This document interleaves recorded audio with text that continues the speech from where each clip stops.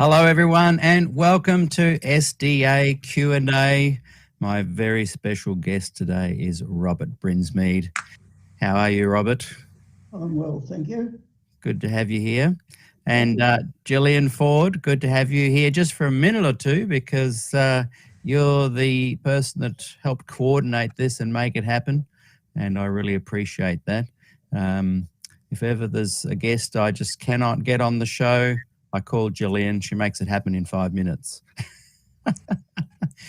Now, Gillian, you and Bob have known each other a long time. We certainly have. That's correct. Do you remember when you first actually met? My sound is behind. It's a bit delayed, isn't it? Yeah. We've been in Coorambong, I believe. Yeah, the sound's okay live, so it'll be okay. In Coorambong, you think, Bob? Yes, it probably was. Yeah. Do you remember, Gillian, your first meeting? I was trailing behind Bob when he and Des went for a walk. Oh. And when I wanted to say something, I opened my mouth, but there was never a space to interject anything. Well, Des would walk so fast that you could hardly talk. I think that's how he shut me up. That was a ploy, especially with the Standish brothers. They couldn't say a word. Oh, I love it. Hey, I'm going to read from Wikipedia what it is by way of introduction to Bob, for those who don't know Bob Brinsmead and the impact he has had on people's lives, and particularly those watching within the Seventh-day Adventist Church. And Bob, this is a show you've been on twice before, SDA Q&A, and we've loved those interviews. Or was it 3 times, Gillian? I think 2 or 3 times. Let me say that there's probably, I have some old friends there watching. Yeah. That's very nice to think. I had an email from one this morning, said he would try and get on this, watch this show. And so I welcome to my old friends who are in that group, and also new friends here. That's great. That's great. Well, I'm going to read an intro that Wikipedia has put up about you, Bob. So sit back and listen, and you can correct Wikipedia if they're wrong. By the way, happy 91st birthday for last week or the week before. Don't remind me. Well, my dad is turning 92 next month, so you're both fine specimens of human beings. That's great. Thank you. So it says here on Wikipedia, Robert, or Bob Brinsmead, born the 9th of August 1933 in Victoria, Australia, is a formerly controversial figure within the Seventh-day Adventist Church in the 1960s and 1970s, who was known for his diverse theological journey. During the 1960s, Brinsmead advocated a form of perfectionism, which he described as the sanctuary awakening message, or the awakening message. During the 1970s, after examining the controversies of the Protestant Reformation and the writings of Adventist Church co-founder and author Ellen G. White, he abandoned this position and went back to the 16th century Protestant principle of justification by faith alone. His representation of justification by grace through faith alone was substantially from the writings and thinking of Martin Luther. He founded the magazine Present Truth, whose name was later changed to Verdict. In the late 1970s, he again underwent another theological shift and changed his focus from a call to return to Reformation principles to that of systematically questioning and discarding many of the doctrines he had held. A side effect of this activity was the commissioning of an independent study and report on the basis for Christian beliefs on final punishment or hell by Edward Fudge. Brinsmead's Verdict publications published the first edition of the resulting book, The Fire That Consumes, subtitled A Biblical and Historical Study of Final Punishment. The book became a major catalyst in the broader Christian evangelical world for a growing acceptance of annihilationism.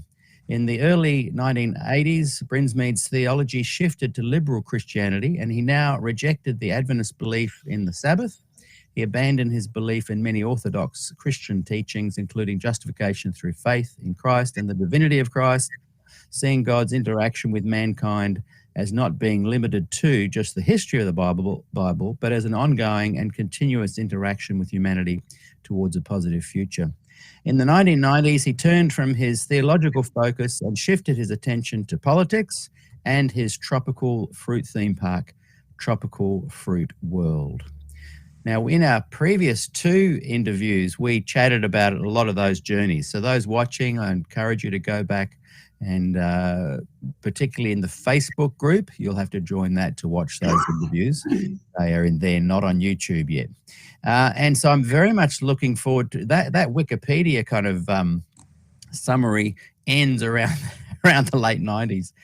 And when we last chatted, Bob, we talked about this new sort of things that you've been exploring, and that's what we're going to kind of catch up today on and find out where you're at now.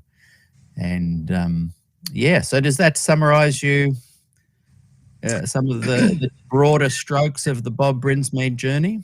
Look, Peter, I'll leave now, but I just wanted to let you know that from my end, Bob's voice is quite low. Yeah, I'll Okay. when Bye-bye. you watch from the outside, give me some feedback and I can crank it up. Thank you, Gillian. Great to have Gillian there with us. Gillian Ford, Des Ford's partner in crime. That's not a very good way to say it, is it? But partner. Now that screen you've got in front of me to screen myself out, that's been changed. And Yes. the old guy's back on the screen to myself. I don't want to be looking into the mirror. Can you see me? I can see the top part of your head. But Oh, right. This screen now is elevated in front of me, so Yeah. it's half obliterated. Yeah, you must be on a laptop. No, I'm not on a laptop. Oh. So we can see you as normal, as if we're just side by side. Well, I can endure it if I have to, but I'd rather not. You know? Yeah. Have you got your tech people there? We can see if they can just press a button. What happens if I do that? No, that's worse. That's worse? Yes. What about that? No, it's worse. What about that?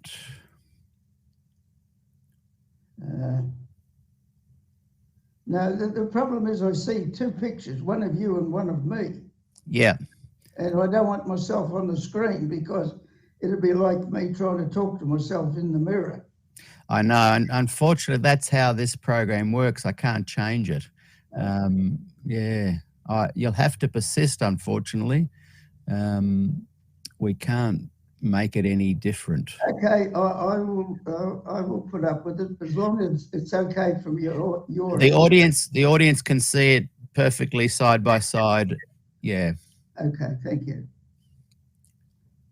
So over to you, Bob. What are we going to talk about today?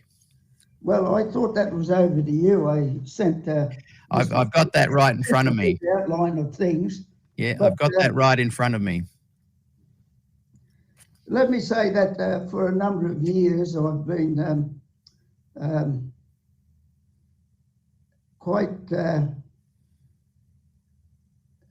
hooked up to the of the literature. All the literature is available in what they call the quest for the historical Jesus.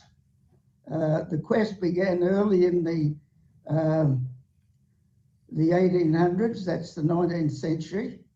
Very soon after the Great Enlightenment, sort of liberated the Western mind to not take things on the authority of who said it or what, how many said it or what authority said it, but on the principles of true scientific investigation, on the evidence available, and the quest began. That quest now is well, it's just about nearly 200 years old. It's about 150 years, I suppose, and since it's been well into that. The quest has had three stages. There was the quest for the historical Jesus, beginning from the first book ever published early in the 19th century down to the time of Albert Schweitzer. He basically summed up and for some time put an end to the first quest for the historical Jesus. According to Schweitzer, the historical Jesus was an apocalyptic Jewish prophet who predicted the new end of the world, and his preaching was about preparing for that momentous event that never came. And in that respect, although a great, he always accepted Jesus as a great teacher, but in that respect, Schweitzer said he was mistaken. Then in the 1950s, a new investigation began to follow on from Schweitzer, began the second quest for the historical Jesus.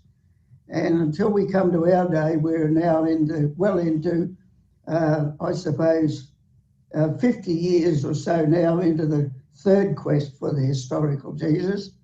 And one of the leading spokespersons or institutions that have been involved in that is what is called the Jesus Seminar.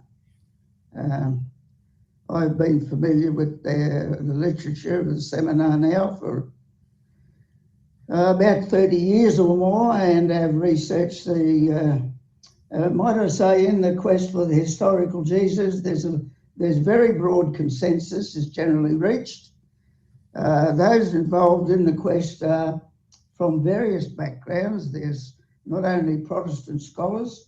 To begin with, the major scholars in the quest were Protestant.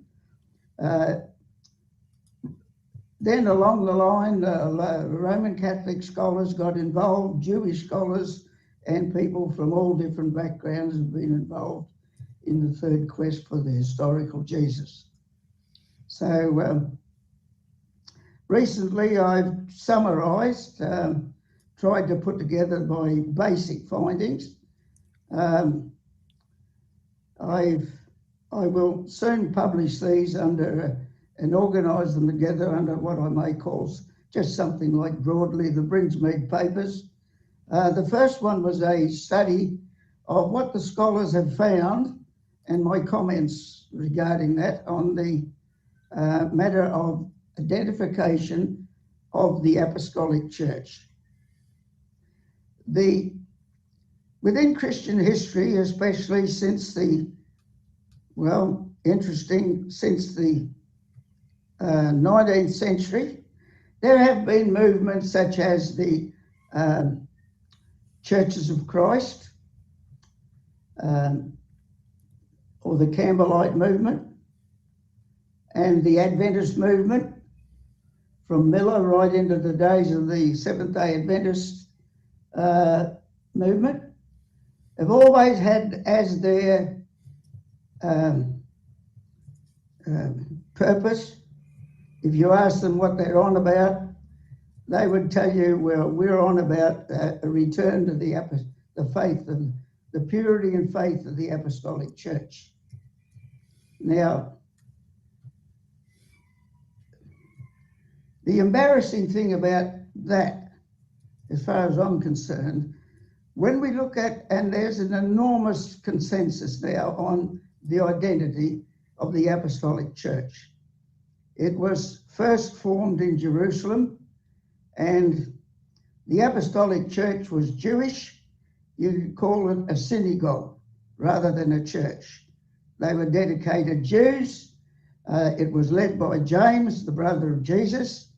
Peter wasn't or John or the other disciples weren't the leading figures in the Apostolic Church. The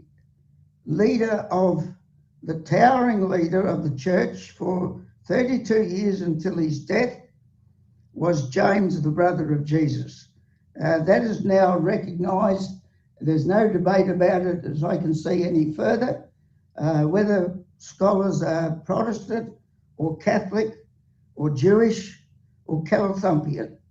They have identified the Apostolic Church, and not only has the Apostolic Church been identified, but it is basically agreed, even by conservative scholars of the Christian Church of recent years, like James Dunn. It was now over 40 years since James Dunn published his book, Unity and Diversity in the New Testament. And he also acknowledges the basic research which has been done on the apostolic group in Jerusalem formed under the leadership of James. This group were Jewish. They were dedicated to the preservation of Judaism, keeping the law of Moses. They tended to favour James and denigrate Paul. They believed that Jesus was the natural born son of Joseph and Mary. In other words, they did not believe in nor ever did teach the virgin birth. Years later, the apostolic Christians, not Christians, they call themselves Nazarenes. Years later, they became, in history, they were generally referred to as Jewish Christians. Now, an enormous amount of literature has been published now on Jewish Christians, and all of it points in one direction. The belief of the Jewish Christians, first of all, is a little misleading because they never called themselves Christians. They called themselves Nazarenes, or people of the way. And the name Christian, I'll come to that in a moment, that was given to a group of believers who had fled to Antioch to escape persecution. I'll deal with that in a moment. And however, the Jewish group under the leadership of James never believed any distinctive doctrine. They did not believe, certainly they would be adamantly against what is expressed in the great creeds of the church that declare that Jesus is God and Jesus is the blessed second member of the Blessed Trinity. There is not one distinctive Christian teaching found in the Apostolic Church. That was not their aim and objective. They could have taken you could take literally what is declared in the Sermon on the Mount of Matthew. Think not that I have come to destroy the law and the prophets. I have not come to destroy, but to fulfill. Now, I could interpret that as meaning, think not that I have come to do away with Judaism and to start a new religion, to break away from Judaism. And also the word there is, we think not that I'm involved in any successionism to form a movement that will succeed Judaism. I have come not to destroy it, but to complete it, to fulfill it, that it reaches its true eschatological aims and objectives. Now, they weren't Christian aims and objectives. It wasn't a Christian church. It was a Jewish synagogue. They had no idea and no aim or objective of breaking from the Jewish synagogue. As a matter of fact, it was 50 years later. It wasn't until 50 years later that after the destruction of Jerusalem that they were expelled from the Jewish synagogue. And but until then, there they were in Jerusalem, growing in stature. James was a man of enormous influence. Today, so much work has been done on James that as Robert Eastman points out, who wrote a 900-page volume on about James. If we refer to non-Jewish sources of information about James, there's at least twice as much information, or even more than twice as much information about James than there is about Jesus. Very little information is given in early literature or literature of the first century. It's almost impossible to find any literature about the historical Jesus. But there's plenty of material available on James, because Jesus' public ministry, according to the synoptics, only lasted 11 to 12 months. He visited Jerusalem only once, and that brought about his death. So he was just the historical Jesus, as far as his ministry was concerned, was a very short ministry, whereas the ministry of James, as the leader of the group in the Nazarenes in Jerusalem, lasted for a whole 32 years, and a lot of material, what he believed, what he stood for, his conflict with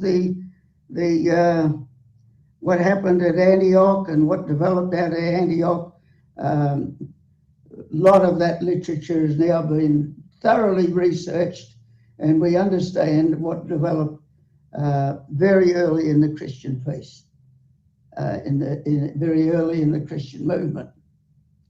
Might I say that, as pointed out by James Dunn, and he's very good at how, he said, you take the group of what is called the Ebionites. The Nazarenes were severely scattered and destroyed by the destruction of Jerusalem. Not all of them. Some had escaped to Pella before the war broke out.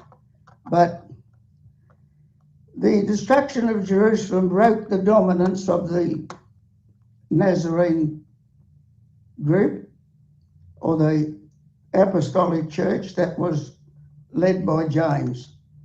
And then you have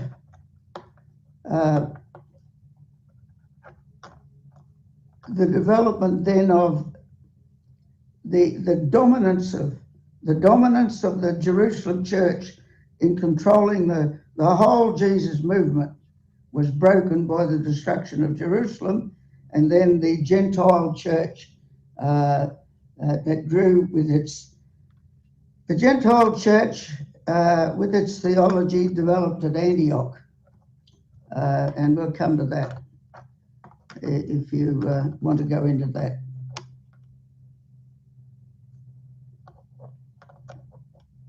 Yeah, definitely. Well, as James Dunn points out, very early in the Jesus movement, right very soon after the Nazarene group had formed under the leadership of James, that group that we have come to call the Apostolic Church. There was another group that formed, and they're identified just briefly in the 6th chapter of Acts. The first group were Aramaic-speaking Jews, and they are called, literally, in Acts 6, the original Greek calls them the Hellenists. Oh, I'm sorry, that's the other group. The first group that formed under the leadership of James were the Aramaic-speaking Jews. They were called the Hebrews, and that's literally in the word that is used, and it was commonly used in that day. They were called the Hebrew Christians. They were the conservative Jews. Excuse me if I can. I'll get this telephone off. I should have put it on silent.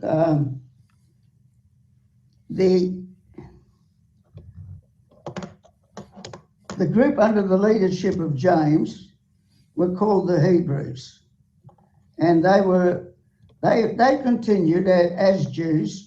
They it says very clearly in the book of Acts, they worshipped at the temple, for instance. They circumcised, they continued the custom according to the law of Moses as circumcision. They were Sabbatarian. They kept the Jewish Sabbath and they ate kosher food. In fact, most of them, if not, well, at least most of them, is now thought were vegetarian. Not that you would call it a sort of a modern moral vegetarianism, but they followed the teaching of both John the Baptist, who was a vegetarian, and they followed the teaching of Jesus that was against the sacrifices at the temple. John the Baptist and Jesus were both anti-sacrifice. Now, I won't go into that just at the moment. And because of that, in those days, if you were a pagan, whether you were a pagan or a Jew, just no one in that culture, and it had existed for hundreds of years, no one ate any animal unless that animal had first been sacrificed under the auspices of a priest at some altar, at some temple or altar somewhere. That animal was first sacrificed in the prescribed way. The priesthood generally would take some of they would, as a rule, take a portion of the flesh and then give it to the offerer. So no one ate any meat in that age unless they believed in sacrificing at some altar or some temple. Anyway, getting back to the Hebrews, they accepted Jesus as like the new Moses. He was the prophet like unto Moses. He was a teacher. And if you examine their early writings, or even their later writings, like the teaching of the 12 apostles, none of that literature tells you very much about Jesus. There's nothing said about his birth, where he was born, when he was born, how he grew up. And so the emphasis on the Hebrew Christians was very much focused on the teachings of Jesus. And their earliest literature now is called the Q, from the German word quell. They collected the sayings or remembered what Jesus said and recorded many of his sayings, which now have been gathered out, sifted through or selected and from the study of Matthew and Luke. The scholars in the world have reconstructed the basic doctrine of the Q, the teachings of Jesus.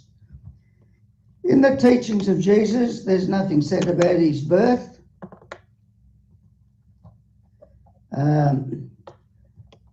The word Christ is never mentioned. The Q says nothing about the doctrine of Christ. There's no Christology in the Hebrew. The Hebrew believers in Jerusalem, they didn't have any Christology. They never went down that road. They didn't believe in a virgin birth, never heard of it. They were the family of Jesus who were the leaders of this group. They had no teachings of Jesus was miraculously born. They accepted him as a prophet, as one who was anointed in that modest sense, a Messiah only in that sense. And there was very little said about who Jesus was. In the teachings of the Jewish or the Hebrew group, the message of Jesus was not about Jesus. It wasn't, they made no issue about believing in him. He was the teacher whose teachings, what he said, reign supreme. Now, Very soon after this group formed in Jerusalem, the Hebrews, another group was manifested. These were the Greek-speaking Jews, and they were called Hellenists. Acts 6 mentioned some skirmish or some misunderstanding, some tension developed between the two groups when this was a stage when the earliest believers were held all things in common and they looked after one another, and there was a neglect of the Hellenist widows.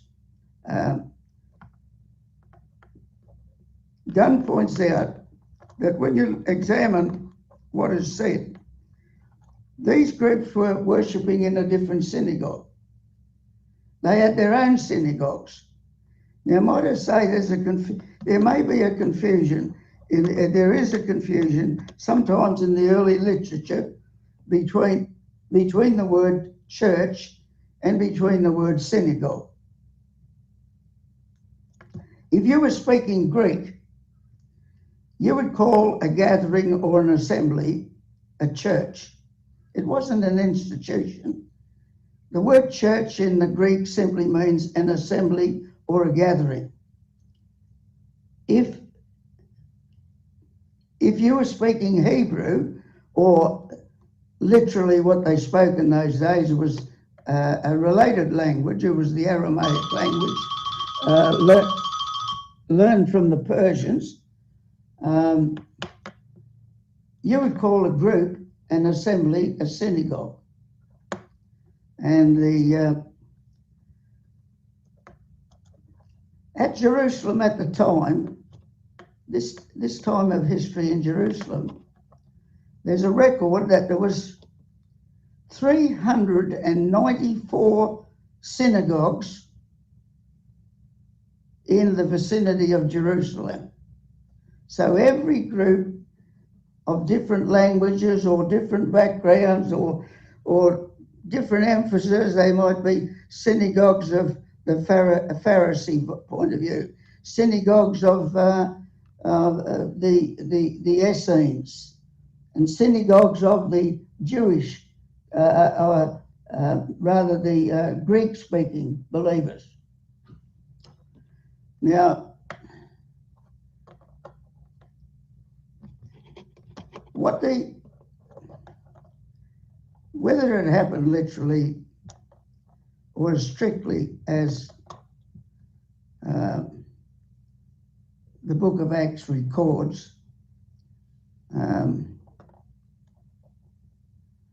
these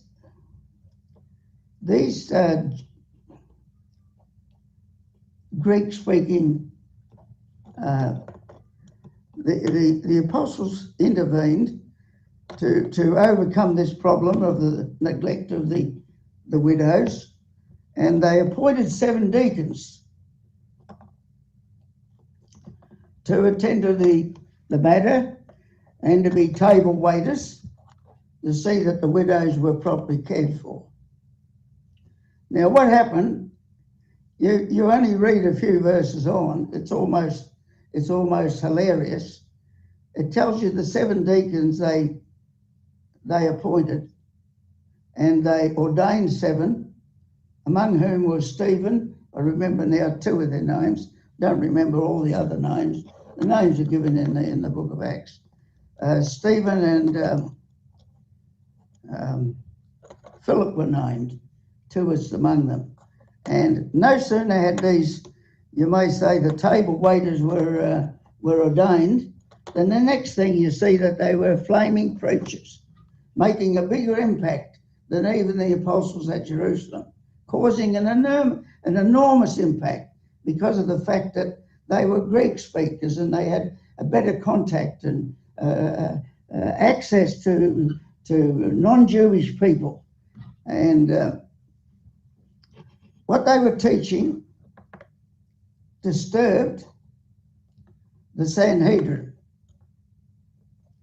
And as Dunn points out, it not only disturbed the Sanhedrin, but it even disturbed the Jerusalem group led by James.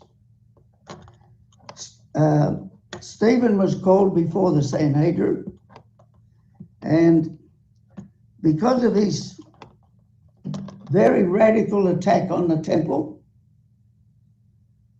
that it was an idolatrous and needless institution, they were afraid that Stephen was going to upset the ordinance or the ordinary function of Judaism, the rule of Judaism as it was governed, and the supremacy of the temple in that age of the Jewish movement. Stephen, they were so aroused that Stephen was almost summarily stoned, and then a persecution broke out that spread through some of the Judean churches, they called churches. Now, what needs to be understood at this point, that Acts chapter 8 makes clear there was no persecution of the apostles at Jerusalem. The persecution was focused on the Hellenist believers. The main protagonist against the Hellenists was Saul of Tarsus, who was present at the stoning of Stephen. He held the garments, which was showed that his official role was to approve of the sudden execution and the stoning of Stephen. Then he launched a program of persecution of the Hellenists, not the apostles. Now, the apostolic church or the apostolic believers remained untouched by the persecution of Paul. Paul was disturbed by what the Hellenists were teaching. And because of his persecution against the Hellenists, they fled Jerusalem and Judea, and they went to Antioch. Now, Antioch was not some miles to the north, in the north of Syria. Antioch at that time was the third largest city in the Roman Empire. Rome was number one, number two Alexandria, number three Antioch. Near Antioch, almost in the same region, was the city of Damascus. Then we read in the book of Acts how Paul undertook, who became Paul, that was his Greek name, Hebrew name was Saul. He undertook a journey to Damascus to arrest some Hellenists up there and bring them back in chains to be punished in Jerusalem. Now, it ought to be clear that if Paul was just simply wanting to arrest, for instance, the Hebrew group, by this time there were thousands of them. James says in one place, there were, see here, Paul, we have thousands of believers here in Jerusalem, and they're all zealous for the law. And they were believers in what the Hebrews was teaching concerning the teachings of Jesus. So the persecution of Paul was not directed at the Aramaic-speaking Jews called the Hebrews, who were associated with the Apostolic Church. Now, we might ask, why weren't they involved in the persecution of Paul? Why is it was only the Hellenists?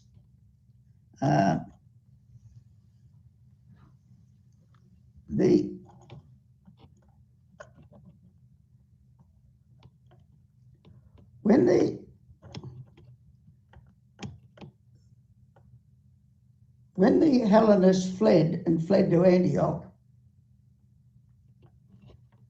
they soon acquired the nickname. And the nickname given to them was Christians. That's where the name originated. And that was the name that became the name of the Hellenists. These were the ones Paul was persecuting, not the Jerusalem group of the Hebrew believers, but the Hellenist believers. He was very disturbed with what they were teaching. Now, you asked what was their teaching that disturbed Paul. It was a teaching that was focused on Christ. They were declaring that Jesus was the Christ. And they went as far as explaining in what sense, in what that really meant for them at the time, that Jesus being the Christ. They had to give a reason how that Messiah, the Messiah of the Jews, came to be. How is it that he was crucified as a common criminal under the Romans? That was quite a thing for them. They needed an apology for that. And if you look at the teachings of Philip, it is clear that they began teaching that Jesus was the Christ. He was crucified to die for our sins. Now let me point out at this stage, in the whole history of Jewish Christianity that had its roots in the Apostolic Church, that movement never at any stage, either in its beginning phase or as it developed even a century later, whether they were Ebionites or any other group,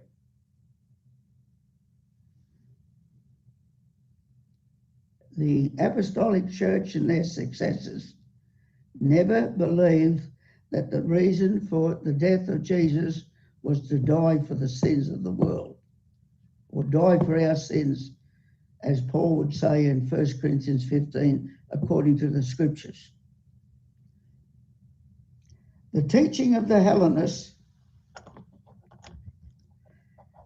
began a new era in what was taking place in the Jesus movement.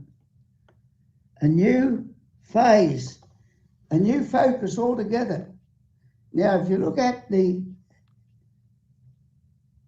Hebrew Christians, not Christians, the Hebrew Nazarenes, under the leadership of James,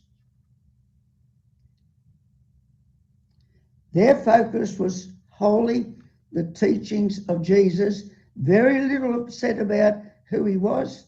Who he was did not matter. Who he was is not the essence of what they were teaching.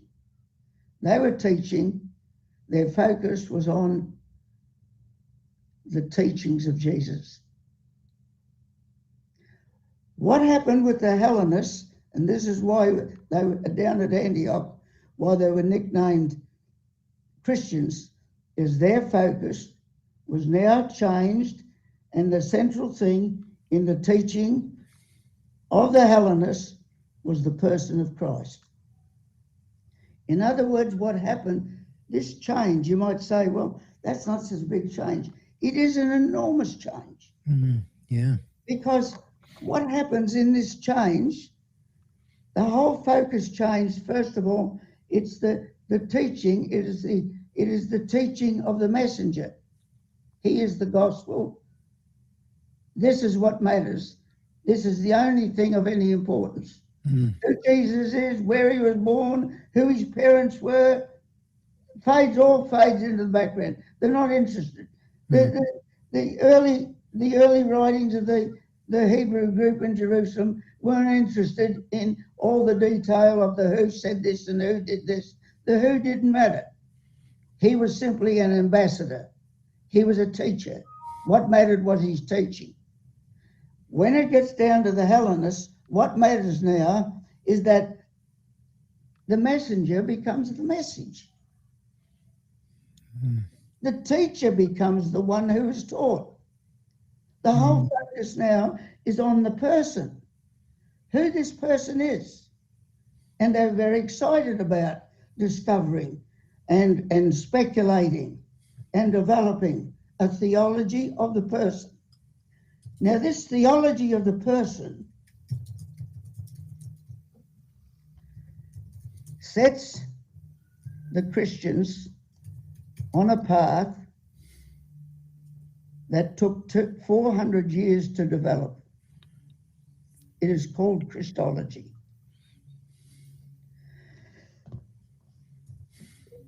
However, Paul is disturbed by the teaching that Jesus is the Christ and he's a sacrifice for sins. So he sets out, he tries to stamp it out. He tries to wipe it out. Let me say a bit about the Hellenists now. This is a very interesting background. In order to understand what happened to the Hellenists and where they went in their journey of 400 years of the development of what is called Christology. Now, let me remind you, here's the group at Jerusalem, the Apostolic Church. They had no Christology, no systematic doctrine about who Christ was and what Christ was. You look at the Q document, there's not even a mention of Christ. They never preached Christ. They taught the teachings of Jesus and that alone, nothing else. Here's the group down in Antioch. They are so focused on Christ, the person, not what he taught. They are so focused and in the excitement of his person, in the discovery of who this man was, and the development of all what that meant, that they called Christians, because that's the only thing they talked about. And if you follow their development of Christology, it took 400 years from that, at least it's really more than 400 years. Step by step, you see the Christian church developing a Christology. Now, as the Encyclopedia Biblica says, the cradle of the Christian church was Antioch. That's where the Christian church was born. That's where its cradle was. Paul fought it. Why did he fight it? Well, it's an interesting story. Because Paul, in one way, or Saul of Tarsus, you might look at him as a conflicted personality. Some scholars even suggest that his father may have been Greek and his mother Hebrew. We cannot prove that one way or the other, but this we know. Paul was born in the city of Tarsus as a Greek-speaking Jew. He grew up, and by birth he was a Roman citizen. Paul himself was in one respect a Hellenist. It's easy to show his acquaintance with Greek philosophy and Greek poets that in his literature he even quotes, he cites them. He's very familiar with the whole background of Hellenism, and I'll go into Hellenism in a minute, because you could say by his very place of birth and his use of his use of the Greek language, he was a Greek speaker, and his familiarity with Greek thinking, in one sense, Paul was a Hellenist and born a Hellenist, but he was also a Hebrew. He was trained at the feet of Gamaliel. Now, Gamaliel, Gamaliel comes to view before he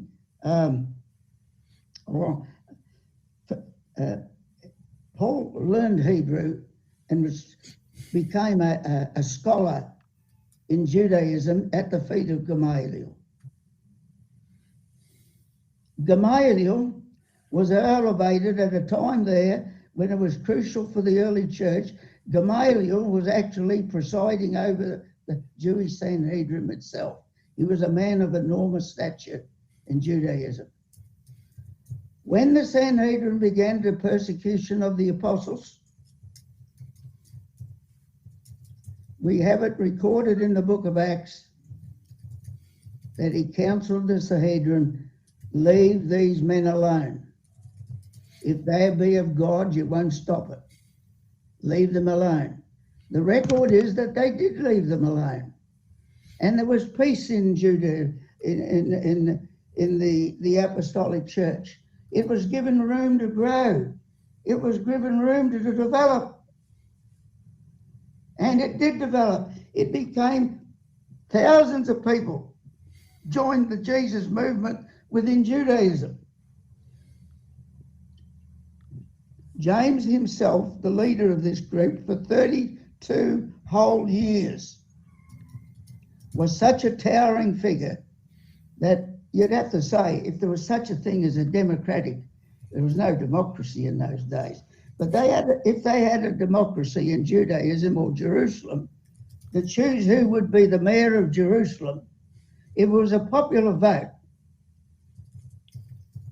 James would have been chosen. He was popular both by the general. He was so well received in the community. He had a stature among all Jewish believers, the Jewish believers in general, as well as his own group, the Hebrew Nazarenes. James had an enormous reputation, as they called him commonly, James the Just, James the Righteous One. To give you an idea how great James was, if I can compare the brother Jesus was killed 32 years before James was killed. When Jesus was killed, he was a Galilean nobody. The Romans only crucified people of very lowly birth. They never crucified anybody of nobility or any stature of any recognized education. It was just, he was a very lowly in the eyes of the Romans. Otherwise, they would not have crucified him. When the Sanhedrin of that day and the high priest Caiaphas, it wasn't lawful for them to execute people. So they appealed to the Romans to execute. And so they executed Jesus. Never thought anything of it. He was just a troublemaker from Galilee, and it was the time of the Passover. And look, they would crucify lowly born people who were causing trouble or reported as causing trouble. They just crucified them, 6 of one and half a dozen of the other. So they got rid of him. 32 years later, that wasn't the case with James. Not a towering figure like James, but the same family that had gotten rid of Jesus or handed him over to the Romans, this time arranged something that had James stoned to death right in the precincts of the temple itself. When James was put to death, and we need to get a perspective of what was going on here and see things in perspective here. When James was put to death, without the consultation or the approval, or not handing him over to the Roman authorities as they did with Jesus, simply stoned him at the temple. The Jews at large, not just the Jewish Nazarenes, not just the Hebrew believers, They were so outraged with what had happened to James that they appealed to the Romans. The high priest had only been a high priest who did this, who engineered his stoning. He'd only been a high priest for 3 months. And you know what they did with him? The Romans stepped in, the Roman authorities, and sacked him, dismissed him. Now, let me propose this by my study of the history of the time. James, as the leader of the group, took up the vision of Jesus, the vision that Jesus had for the future of Judaism. Think not I have come to destroy Judaism, law and the prophets, that's Judaism. Think not I have come to destroy the law of the prophets. I have not come to begin a new religion. I have not come to be a successionist movement. I've come to fulfill it, to see that it reaches its true goal that was originally promised to Abraham and prophesied by the prophets, that in the last days Jerusalem would be exalted above the hills and above the mountains, and all nations would flow into it.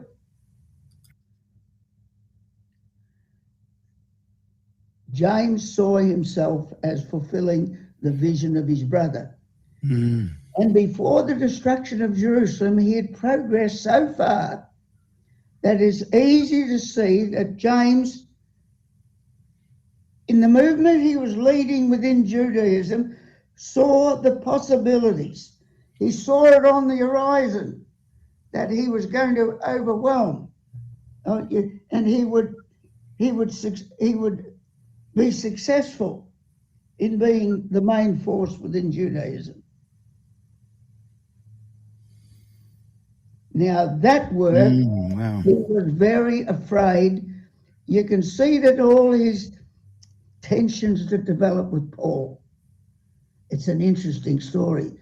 James was concerned at every point that the success that he was having in capturing his community of Judaism,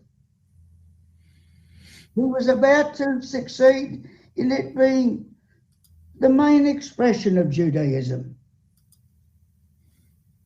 in his vision. That what the Hellenists were doing was going to call into question his movement and jeopardize him and jeopardize the success of his movement within Judaism. That there was something about the movement of the Hellenists that, although it was very simple to begin with. James and company were very apprehensive. And when Stephen was stoned, as James Dunn says, the Hebrews weren't there to give him support. No, they were there hiding in Jerusalem, being no support for the Hellenists. And when they went down to Antioch and began developing their teaching, there was even more apprehension, because he could read right from the beginning that this movement of the Hellenists would become a successionist movement. In other words, it would be destined to break from Judaism and begin a new religion. And he didn't want a bar of that.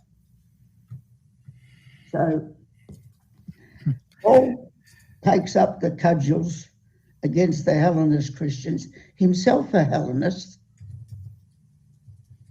and himself a Pharisee, because he had trained at the feet of Gamaliel, who had already told the Hedron, leave the apostles alone. He had permission to go after the Hellenists, but he didn't have the approval, any incentive to go after the Hebrew apostolic group. But he, following the death of Stephen, began to persecute the Hellenists. And here he was on the way to Damascus. He didn't have to go all the way to Damascus to find any belief, to find the Hebrew believers. There was thousands of them in Jerusalem. But he went up there to get the Hellenists and to persecute them. And we all know the conversion of Paul. There was something about this Hellenism, this interpretation, what the Hellenists were doing. There was something in it that appealed to Paul, or Saul of Tarsus.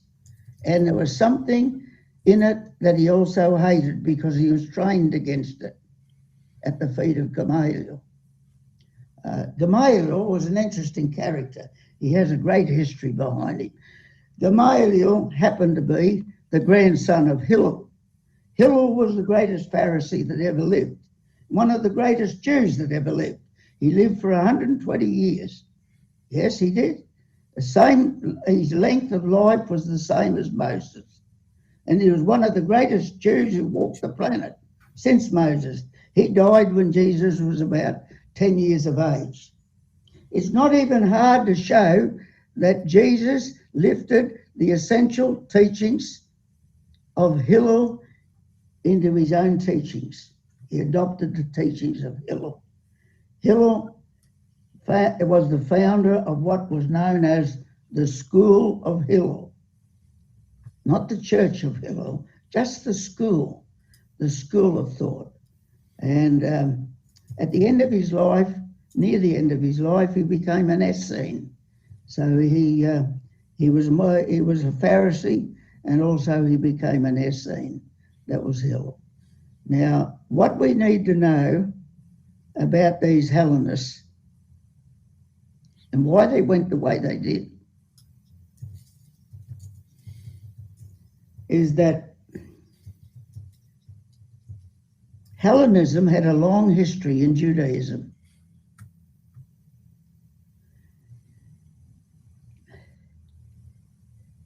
It has been said by a great historian of religion, of Christianity, a few years ago, one of the leaders of the second quest for the historical Jesus, a German scholar of massive learning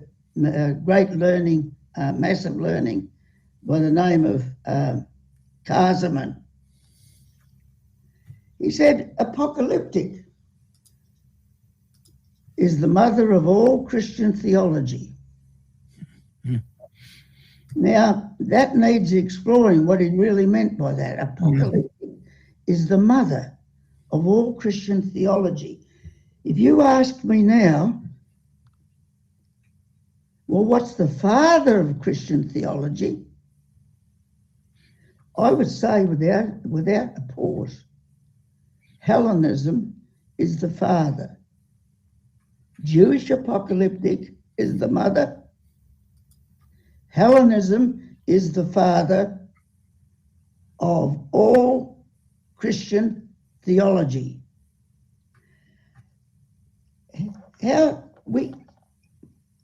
Hellenism has a background here of more than 200 years penetration and influence in Judaism. Before Hellenism, the big force to affect Judaism was Persian Zoroastrianism. Now, it was under the reign of the Persians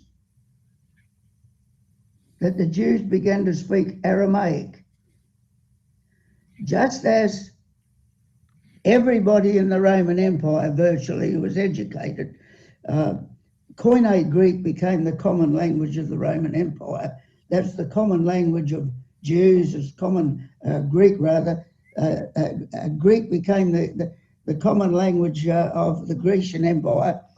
Aramaic was the common language of the Persian Empire, and that was taken up into Judaism. And you can't form a language. You can't adopt a language without adopting something of the culture of that language. It was the effect of Persian the influence of Persian Zoroastrianism was so strong within Judaism for about 250 years that it brought about the age of what is called the age of Jewish apocalyptic, about 170 before Christ. The age of Zoroastrian influence, the ideas. There's a huge story we can show about the effect of Persian Zoroastrianism on Judaism. But Alexander the Great, now he was a brilliant person, a leader, not only as a general, he was trained as a young man, as a scholar. He was a scholar, he was trained by Aristotle. And he was a man of vision, not only who conquered almost the then known world and wonder what he would conquer next. He wanted to conquer the world for Hellenism. He was a passionate believer in the culture, not just the language. But if you're going to enforce if you're going to breed the culture, you have to have the language and the culture and the religion and the whole history. And Alexander launched a mission to Hellenize the world. So then Hellenism began to exert a big influence on Judaism. Just to give you an idea, for instance, by the time of the invasion of Antiochus Epiphanes, he invaded Judaism and conquered Palestine. He was a fanatical evangelist for Hellenism too. He wanted to convert the whole Jewish Palestinian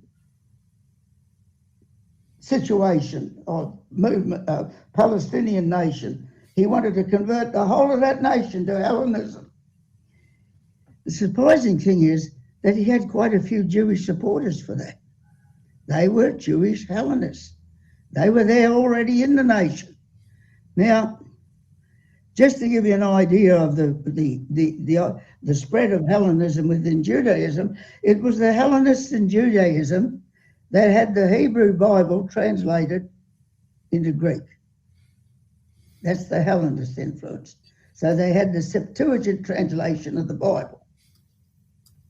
Now, the Septuagint translation was quite ineffective. It was certainly used by the Hellenists, but it took over. The Christian movement only quoted, if you look at the 150 or something times that Paul quotes from the Old Testament, he's always using the Greek version, the Septuagint version. Now, without the Hellenist version of the New Testament, because of the influence of Hellenism, they wouldn't have had some of their proof texts for their doctrine of the Messiah a generation later, like the use of Isaiah 7:14, a virgin shall conceive. That's a Septuagint translation of the Hebrew Elma. And the context of the Isaiah 7:14 is not a prophecy of the Messiah.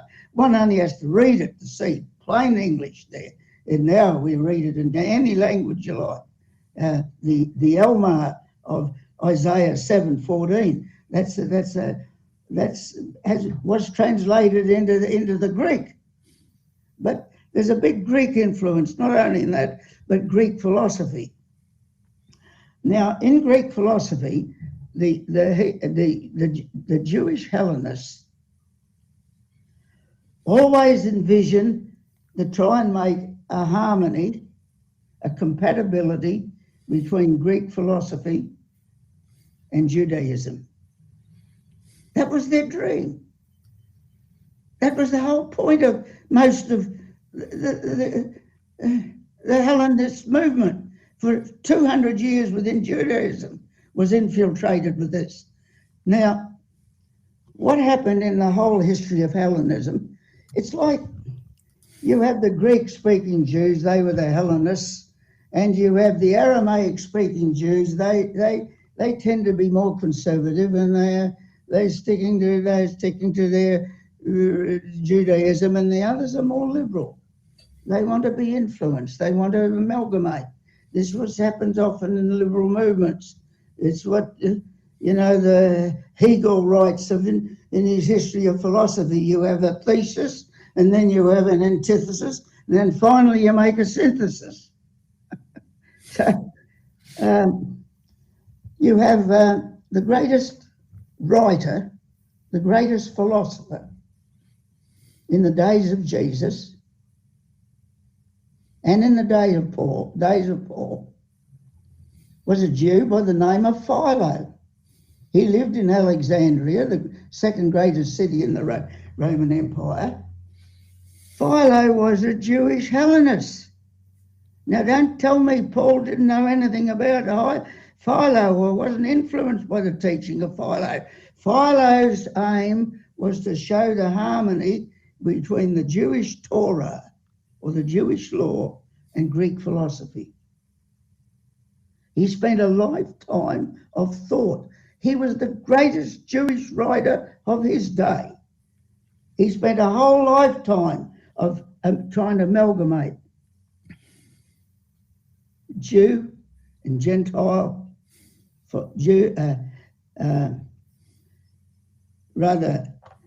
Hellenist, the Greek philosophy, Greek culture,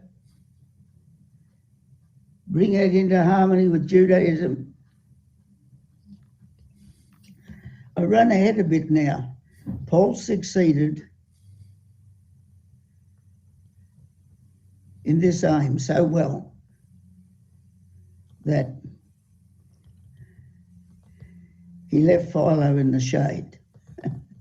So now we have Paul took up the doctrine of the Hellenists.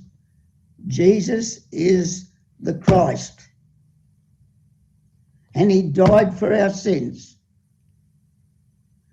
I want to say as plainly as I can, James never believed that Jesus was the Christ, not in the sense of it was in Hellenism, who eventually was, declared to be the ruler of the universe. He never believed that. He never believed that Jesus died for our sins.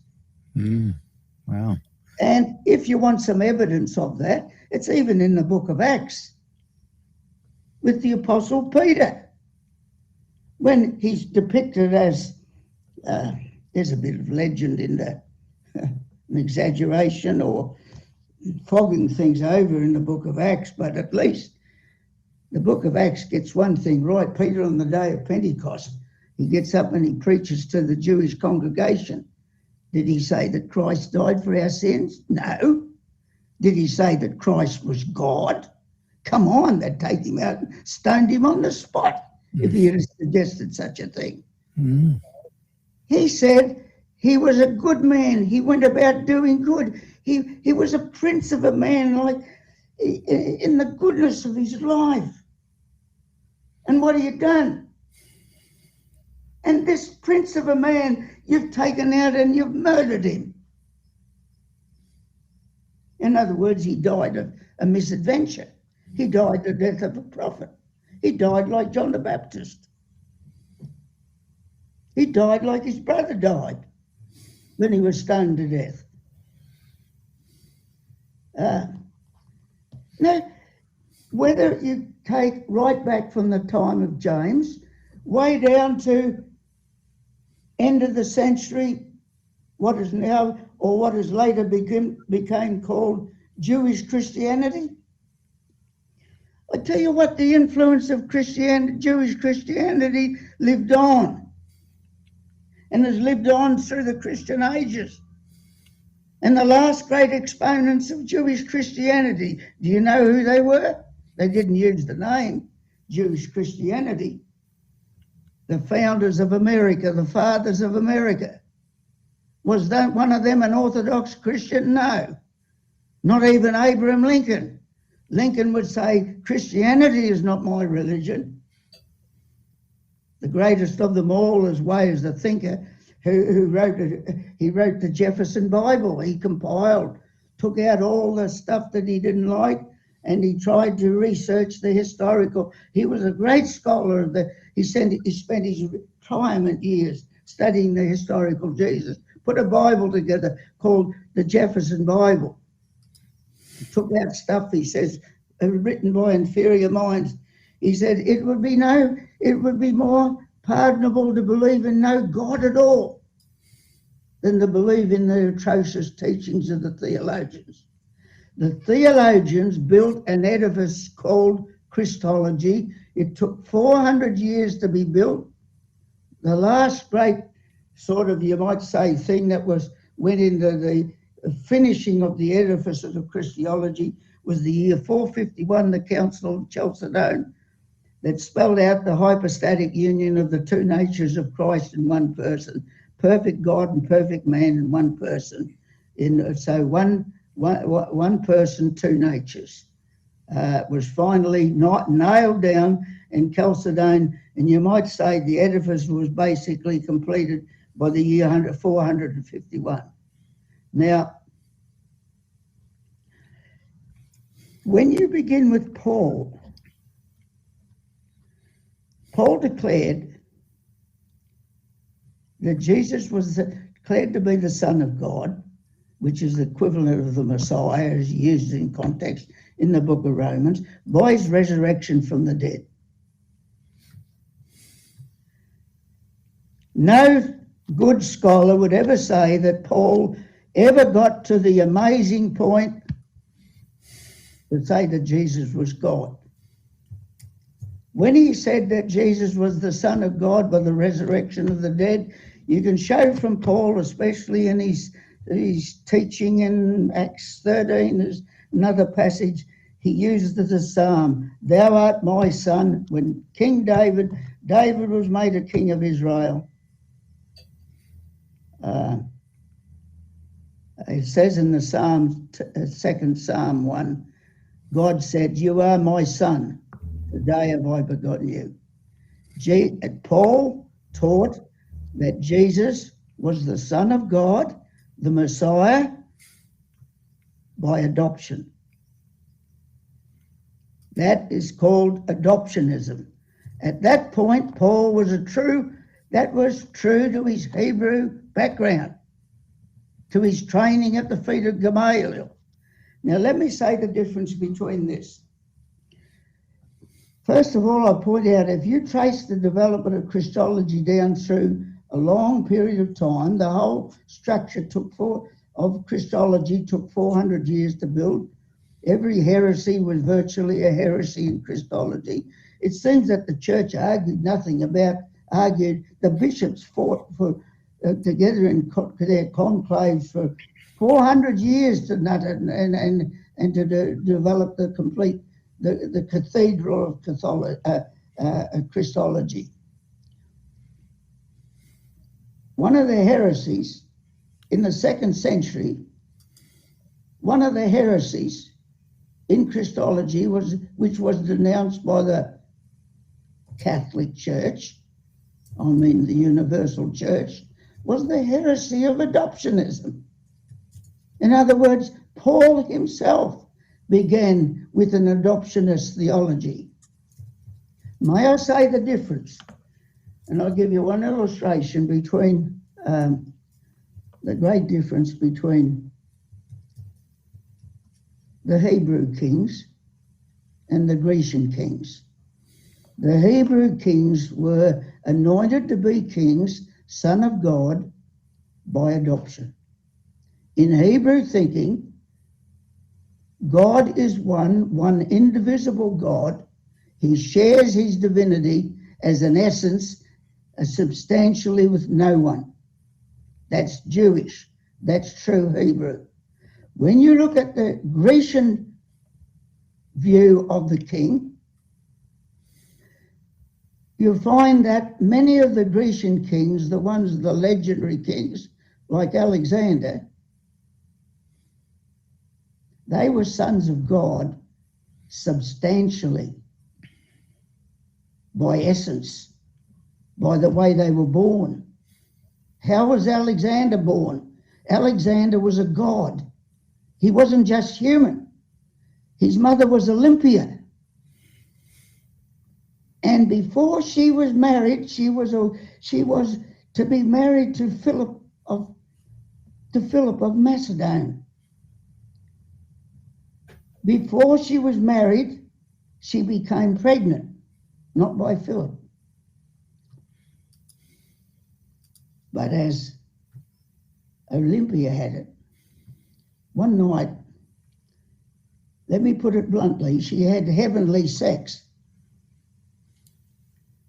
It has its humorous side, I suppose.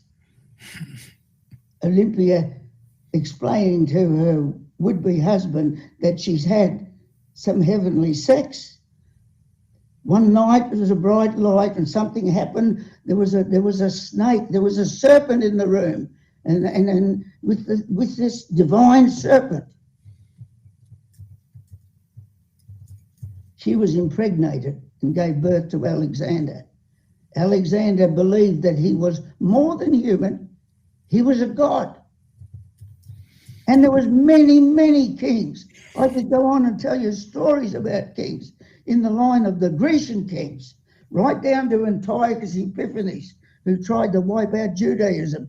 Antiochus Epiphanes, the word epiphany means, I am the epiphany of God. He who has seen me has seen God. I have borne the essence, the substance of God. This is Greek kings, the great Greek legendary kings.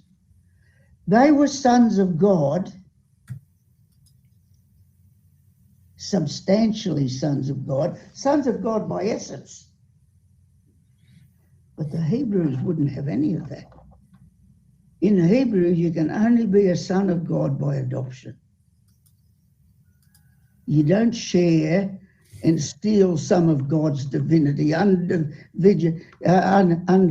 indivisible divinity. You're a son of God by adoption.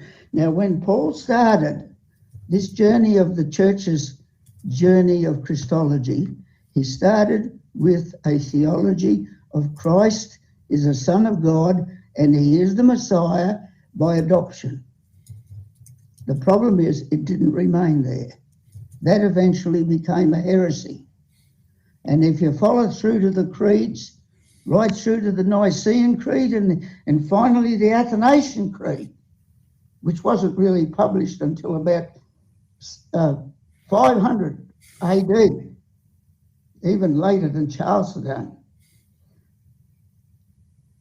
Jesus becomes the Son of God, not of a similar essence as God, but using the Greek language in the big controversy where they sorted this out under Constantine presided over the bishops forming the Council of Nicaea, the Nicene Creed rather.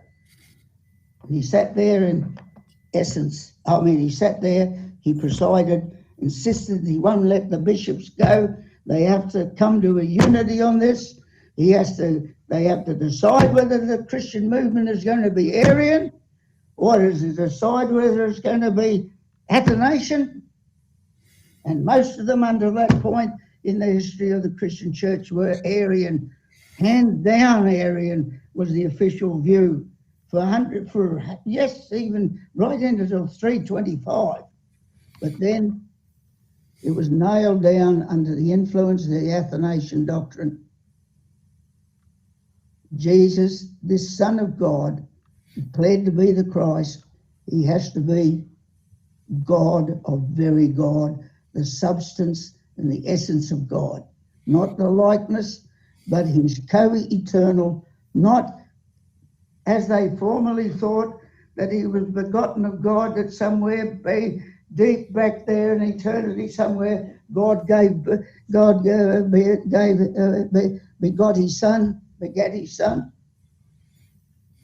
But he was the eternal Son. And as soon as the bishops, they never had a unanimous decision. But when it was voted on and settled in the council of the church, you know what Constantine did? He did there right at the council, made a decree that anybody who even publishes, repeats or republishes the doctrine of Arian, that Christ is any less than the eternal God, the Almighty, equal to the Father as co-eternal. Anybody that doesn't subscribe to that will be put to death. And that to the applause of the bishop. With that I say, I suppose we've covered enough right at this point, but at some future time, I'd like to take opportunity to go down the journey from the first point that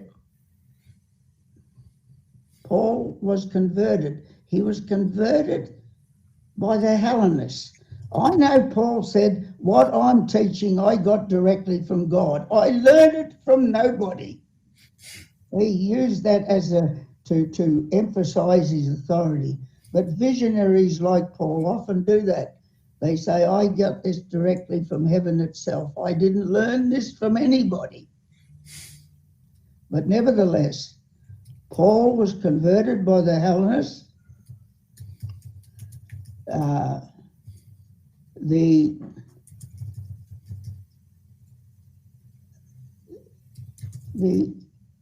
Antioch became the cradle of the Christian church. In the movement of history, that cradle was moved. Well, that teaching was moved where the centre of it was Rome. Over a period of the next 200 years after it got to Rome,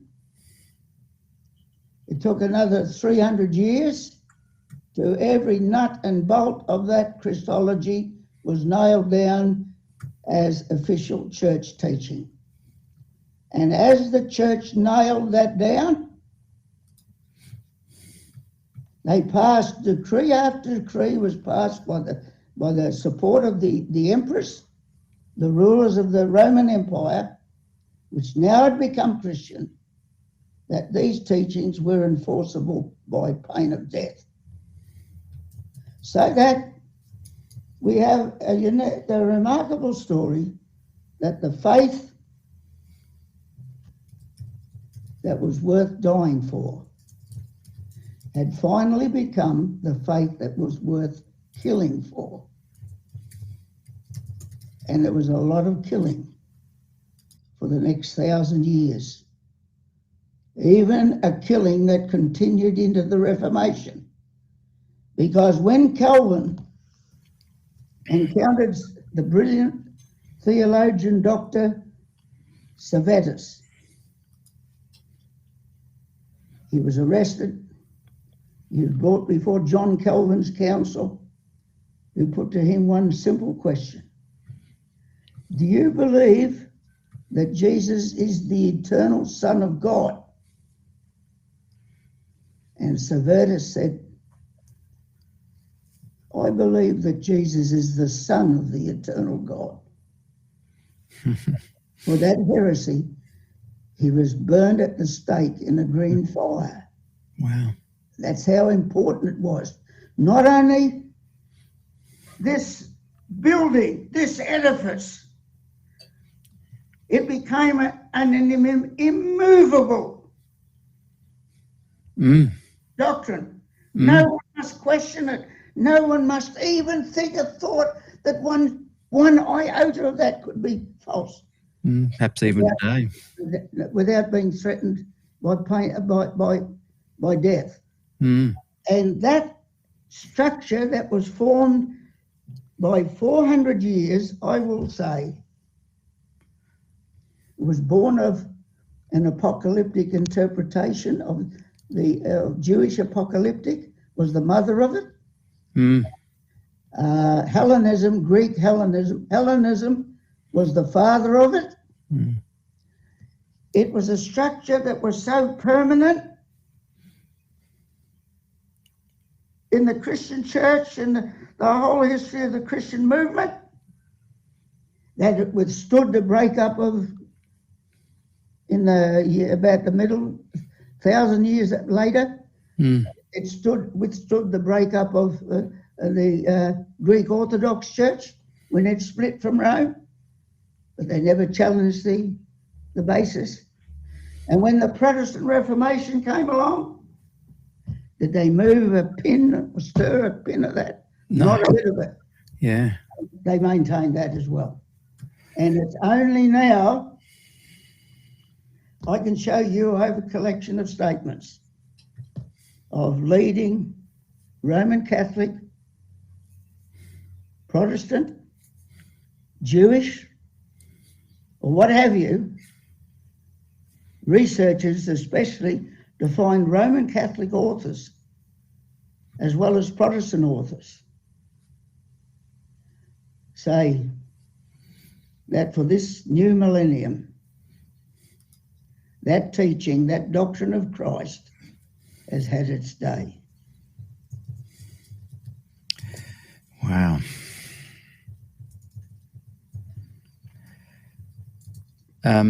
Hey, Bob, this is mind-blowing stuff, and a lot of questions have been arisen. I've got a few of my own. We're going to jump to a 5-minute break and then come back and ask you some questions. Is that all right? Yeah, that's okay. Fantastic. Thank you so much, everyone. My very special guest today is Robert Brinsmead, and a thinker, author, visionary, legend within Adventism. And he has had a fascinating trajectory from perhaps one of the original movers and shakers in the awakening movement that was more in line with forms of perfectionism, right through to righteous by faith, right through to what we're discussing today, these incredible, profound statements and things that people are looking into now, things that if you'd questioned, a few hundred years ago, you would have been burned at the stake. And maybe even now, people would feel a bit too scared to ask questions. But we're going to come back with some questions. I'll give you one illustration if I can, Peter. Yeah. There's a local family in this area who would be their father was the sort of the father of Adventism in this area. He was like one of the great fathers of the Christian of the Seventh-day Adventist Church here in the Tweed area. I won't mention names, but he has a grandson that had the audacity to wonder about the doctrine of the Trinity. And it's if you start wrestling with the doctrine of the Trinity, it's really a tough one. Yeah. Because it's you just have to say it's a mystery if you want to believe it, because you don't try and explain it. Anyway, he questioned the doctrine of the Trinity. He was disfellowshipped from the Seventh-day Adventist Church. Yeah. Because I don't know what sort of way he tried to come up to resolve his problems of dealing with the doctrine of the Trinity. But that's how serious it still is. And if what you're saying, is, let's just say this is all true, the actual leader of this movement after Jesus died, James, he never believed in. He never even dreamt that stuff up. Exactly, and he would hope that we would ask questions. He would not have imagined that people would have formed a whole new concept that to question you would literally die for, or at the very least these days ostracized or kicked out of a denomination for just asking the questions. So we're going to have a short break, and then we're going to come back and we're going to ask some questions. I ask everyone to be patient, listen, open your mind to thinking outside the box, And we will be back with Robert Brinsmead in 5 minutes' time. Go and make yourself a brew or some lunch and a snack, and we will be back very soon. Thank you, Robert. Look forward to our next part of the program in a few minutes.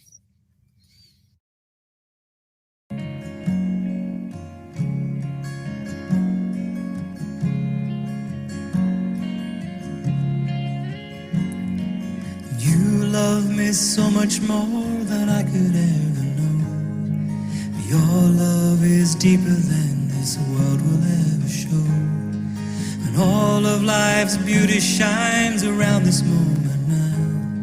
The sky and the cliffs, they seem to change my life somehow. And I will never be the same, will never be the same. Whoa, I will never be the same, never be the same ever again. Here I am waiting, Lord, my life is just for you. Please unfold all the plans that you would have me do. And if all the world's just a breath and nothing's here to stay, and all of the love we feel will save us anyway. And I will never be the same, will never be the same. Whoa, I will never be the same, will never be the same ever again.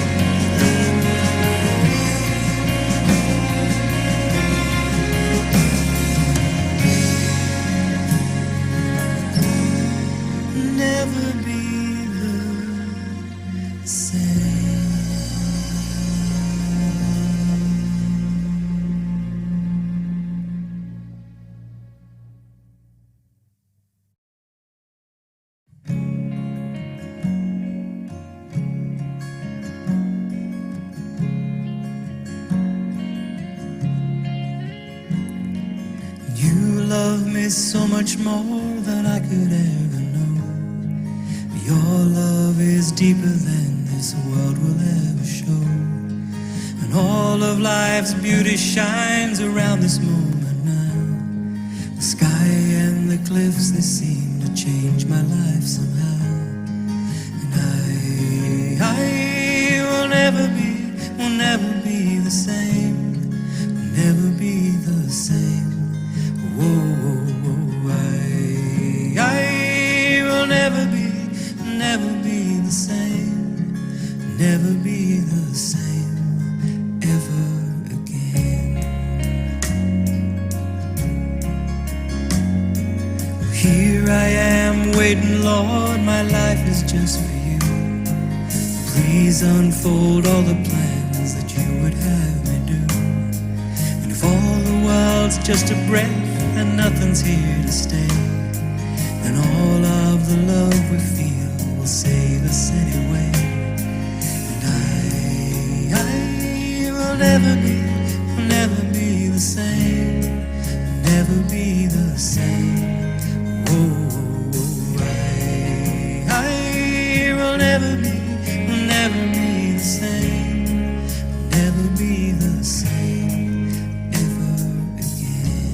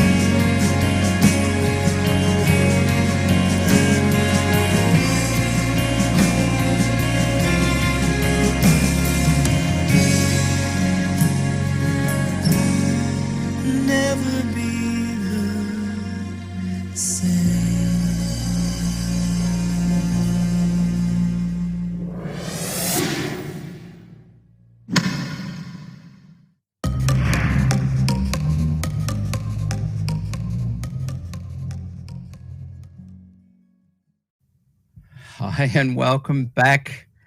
Let me gather my thoughts, Bob. What you said in our first part of our program was mind-blowing. Yes, I have pondered a lot of those things for many years. Came across an author I've heard you speak of. Is it Tabor? His last name is Tabor? Tabor. And that got me. That got me thinking a lot. And then also in one of my interviews with you, you had said this is where you'd been kind of putting some of your thoughts and study and focus on. And so that's why I was really keen to have you on today. And we're discussing the quest for the historical Jesus. And in many ways, what you're saying can totally disrupt the mind of a Protestant who has followed this, the initial 400 years that you speak of, and then these 2,000 years that followed. A big detour from the detour, yeah. And so I'm on a detour, but the question is, when did the detour begin? Exactly. Yeah. James and the so-called Jewish Christians, they give a clear answer to that. That's right. We never. It's as plain as day. It's as plain as day. Jewish Christians, so-called, because they never. Why I say it's a confusing term, Jewish Christians, because the original apostolic believers with James and the other apostles in Jerusalem, they never called themselves Christians. That was the Hellenists called themselves Christians, and they became the Christian church. They became the great Gentile church. They became the Roman Catholic Church. Let me say this, that if you live under the structure of Christology that was formed in the Apostles' Creed, 180, about 180, the Apostles' Creed, the Nicene Creed, 325, Chalcedon, 451, and finally Athanasius, the year 500 or the beginning of the 6th century. If you live under that structure, the genius of building it and finishing it, it is the genius of the Roman Catholic Church. Yeah. Protestant Church never contributed anything to that. And actually speaking, all who live under the structure of that Christology are children of the Roman Catholic religion. You can't escape it. Now, if you argue with them on side little points, just, tiddly points, I'd call them, like which is the Sabbath day and so on, I'd say, if you can't keep up with the footman, how are you going to contend with the horseman? I mean, this is Christianity for 2,000 years. Yeah. And it's being revived. It's now being revised. It's now being re-examined. And what it brings is, and I'm sorry for the fact that there's just so much history I've had to flog through. Can I can't return to the simple teaching of Jesus. Can I jump in here and I just want to, for those who are saying they're confused, I just want to kind of summarize of course what we're talking about, and then I want to get into some questions that people have asked. Essentially, could we say, and just hear me out, and those watching, this is kind of what Bob is saying, what a lot of scholars are saying in recent times, that once Jesus died, James led that movement for 32 years, and they essentially taught the teachings of Jesus. They didn't elevate Jesus as a person to a mythological state, as was Alexander the Great. Now, could you then say that the Christian view of today still is one that focuses on Jesus the person and not what Jesus taught or stood for, and that essentially this is a mistaken view and a mythologized one, potentially even purposefully manufactured in a similar way to the one of Alexander the Great, and essentially has taken a detour and placed Jesus in a position that he himself would never have wanted, and has totally created a following of a more Pauline kind of text, overlooking what Christ actually stood for, and James continued on for 32 years after. Is that kind of summarizing it? You do better than I could do. So I'm hoping that those watching just put away your thoughts of how that might make you feel, because we're just asking questions, we're just looking into this stuff, and a lot of what Robert has done is give an incredible amount of background and history that I'd love everyone to make sure they go back and watch, because that'll help you understand it a lot more. Let me give you this illustration, Peter. Yeah. On the highway from Surfers Paradise down the old Pacific Highway, it's now called the Gold Coast Highway, just south of Surfers Paradise, there's a huge Pentecostal church right on it used to be the highways, now it's called the Gold Coast because they've got a big motorway now. There's a big Pentecostal church and it has this sign. I've often mused about it. Our message, this is all 3 words. Our message, Jesus. That summarises all that's wrong with the Christian religion. Not that I'm against Jesus, but when the historical person Jesus came, he was an ambassador of the Father. He did not make himself the message. He was the messenger. And what has happened with the Hellenist change, and it's a very common human thing to do, we all tend to do it. Let me give you an illustration of how bad it is. Because the principle of the Enlightenment is we don't believe a thing on the basis of who said it. Yeah. That's true. That makes the enlightened man. Yeah. Hey, can you just sit back a bit?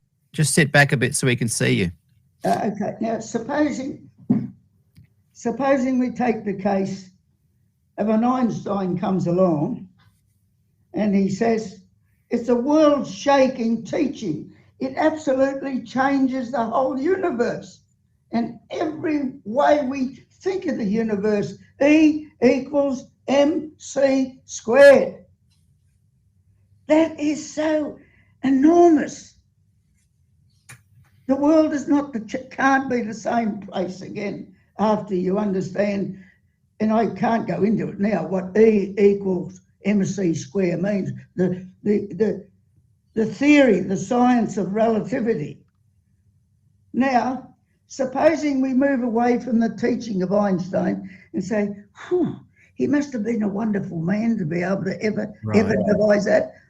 And we forget about what he said and we turn the whole thing into a monument and everything about him. We make him a man who's virgin born. We make him a man who does these miracles. We have this stupendous sort of, legend about Einstein. And all we do, he's just a human being like the rest of us.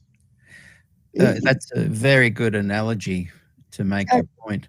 So that's what happened with Jesus. We have a man who came, give us back, as all these scholars, I wish I could read, the plea of them all is, give us back a human Jesus. Yes. We've missed him. We have this magical, supernatural, he's sort of a being from another planet.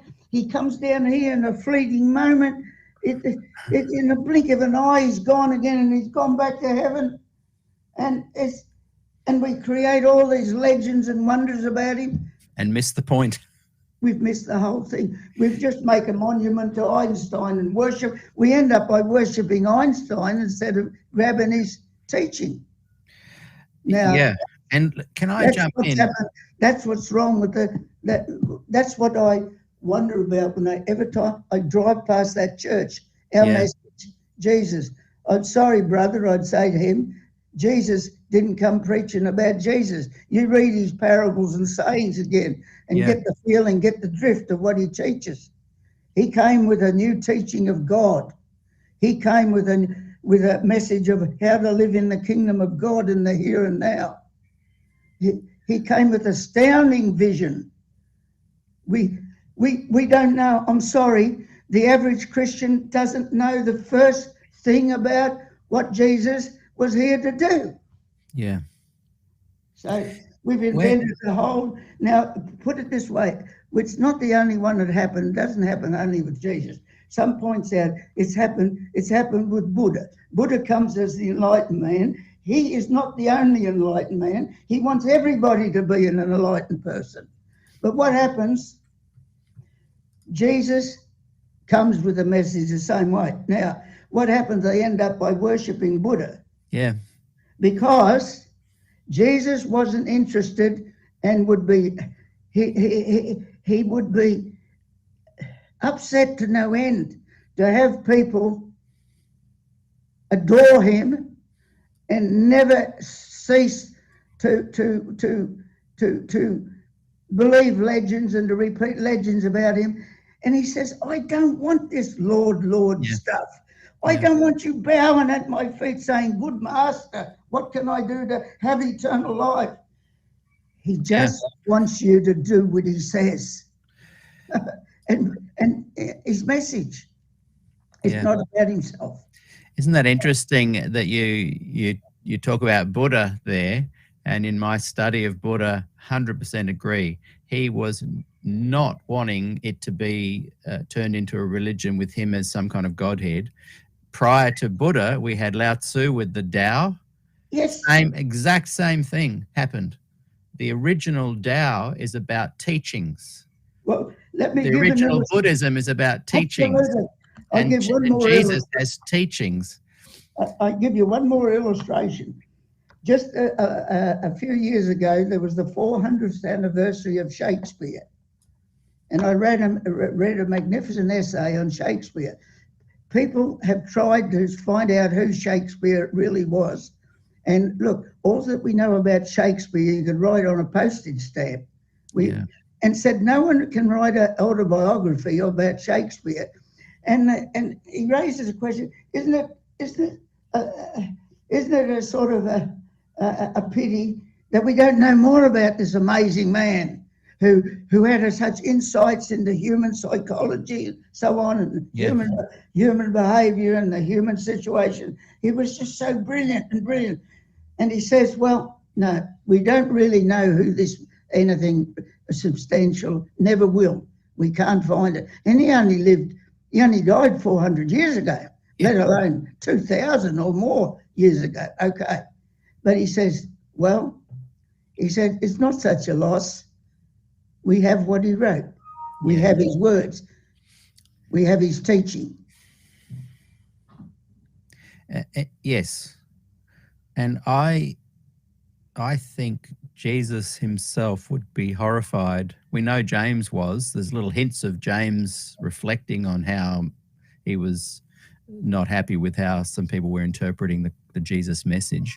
He saw right through it at the beginning. No, exactly. I mean, in a way, let me put it this way. I'm very critical of James's movement in some ways, because in the end, in the final analysis, they were supposed to be the people who focus on the teaching of Jesus rather than the building of a legend or building a Christology out of him.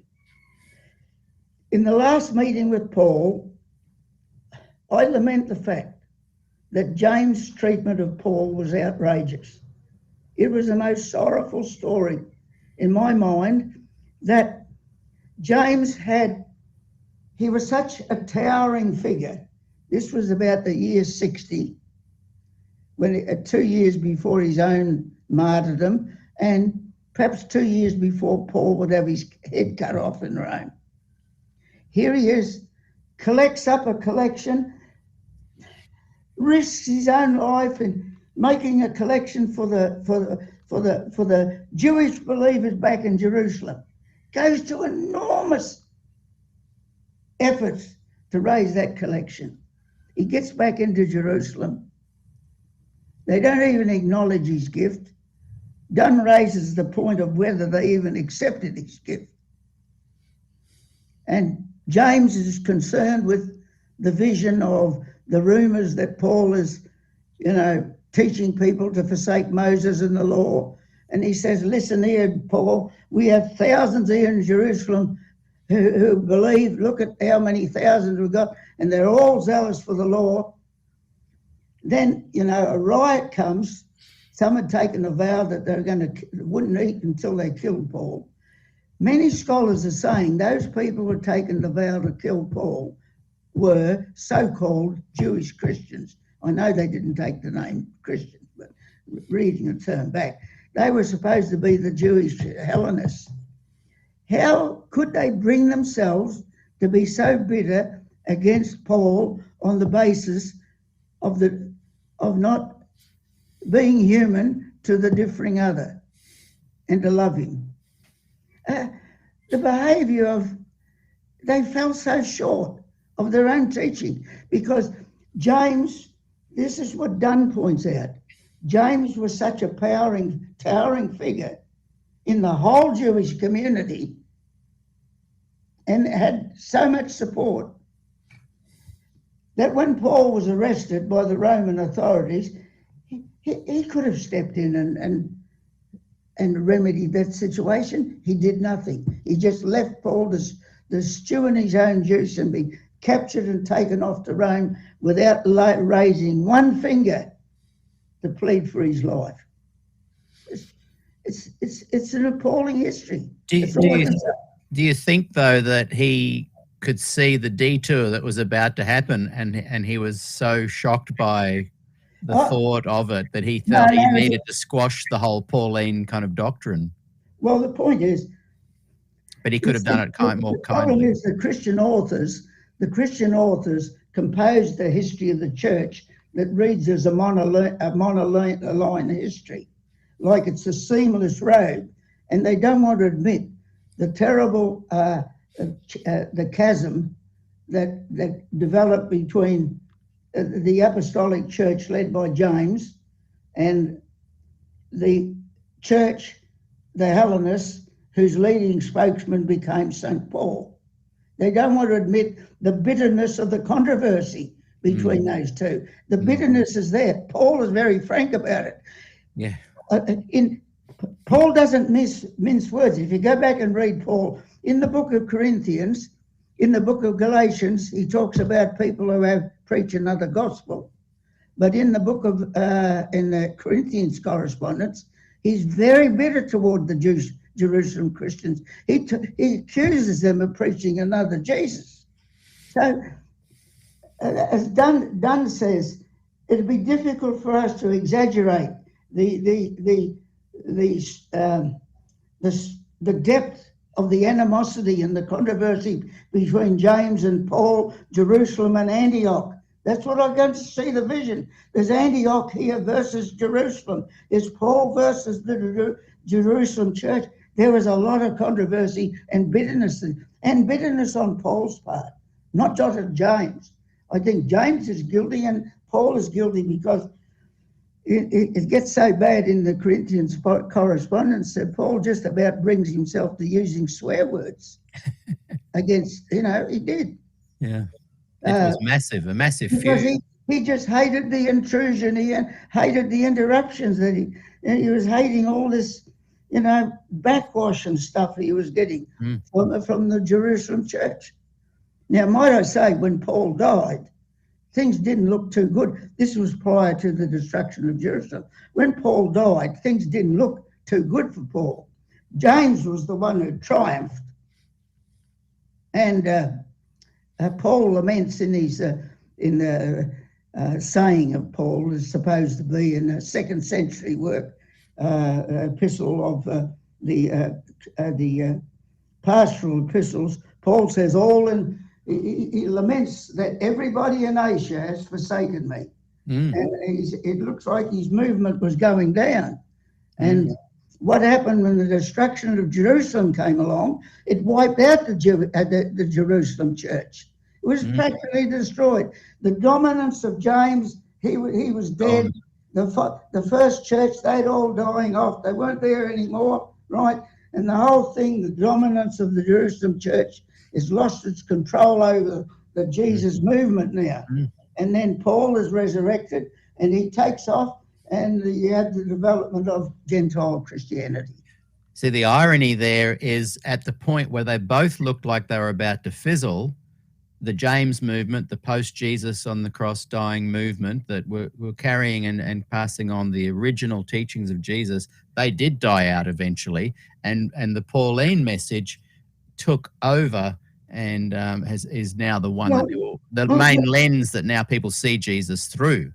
We have Burton Mack is a great New Testament scholar. He calls it the cult of the Christ that takes over in what forms in what forms in Antioch he calls the cult of Christ. So what it becomes, Christianity becomes the cult of a person. The Exactly. same has happened with Buddha. Yeah, It becomes the cult of Buddha. I mean, so in the final analysis, look, it's easier to accept the Pauline doctrine, of justification by faith alone, which has, if all of that was just transferred to God the Father, I believe in justification by faith alone. I mean, salvation and life, my very breath is a gift of God. Any life hereafter or any acceptance, it's all a gift of God. I don't mind the concept of the grace is freely given. It has to be that. But the point is this, that Christianity has become the cult of a person, in that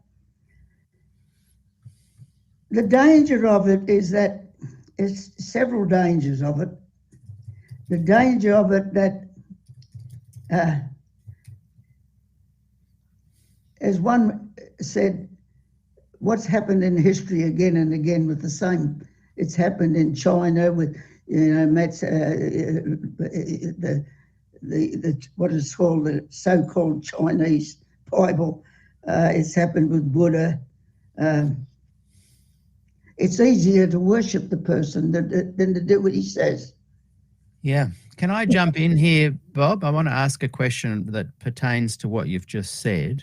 So for those who feel confused, here's a way to look at grasping this concept without having to jettison everything that you've held in your realm of beliefs.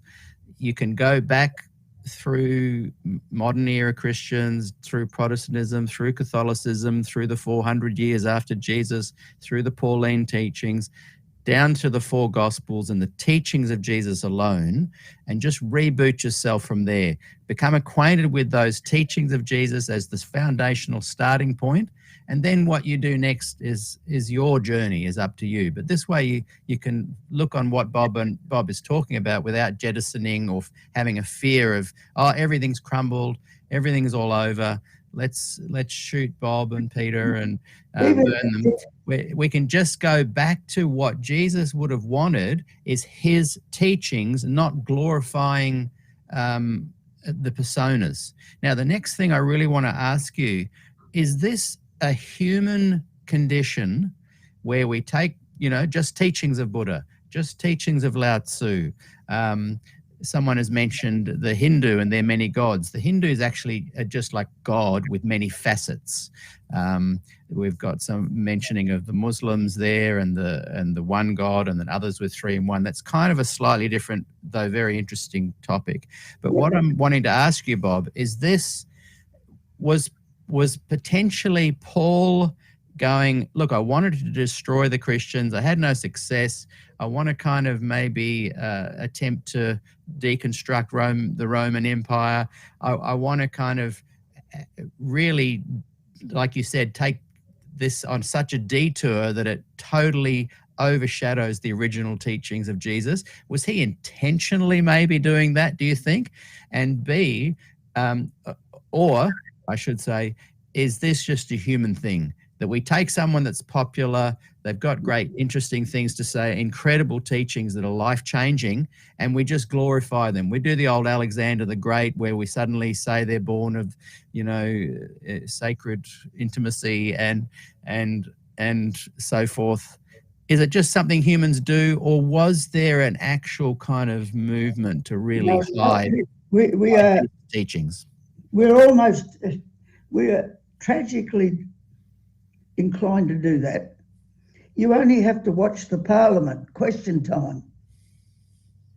How much time is attacking personalities or dealing with this point, whether it's Gaza or whether it's climate change or whatever it is that comes into the debate?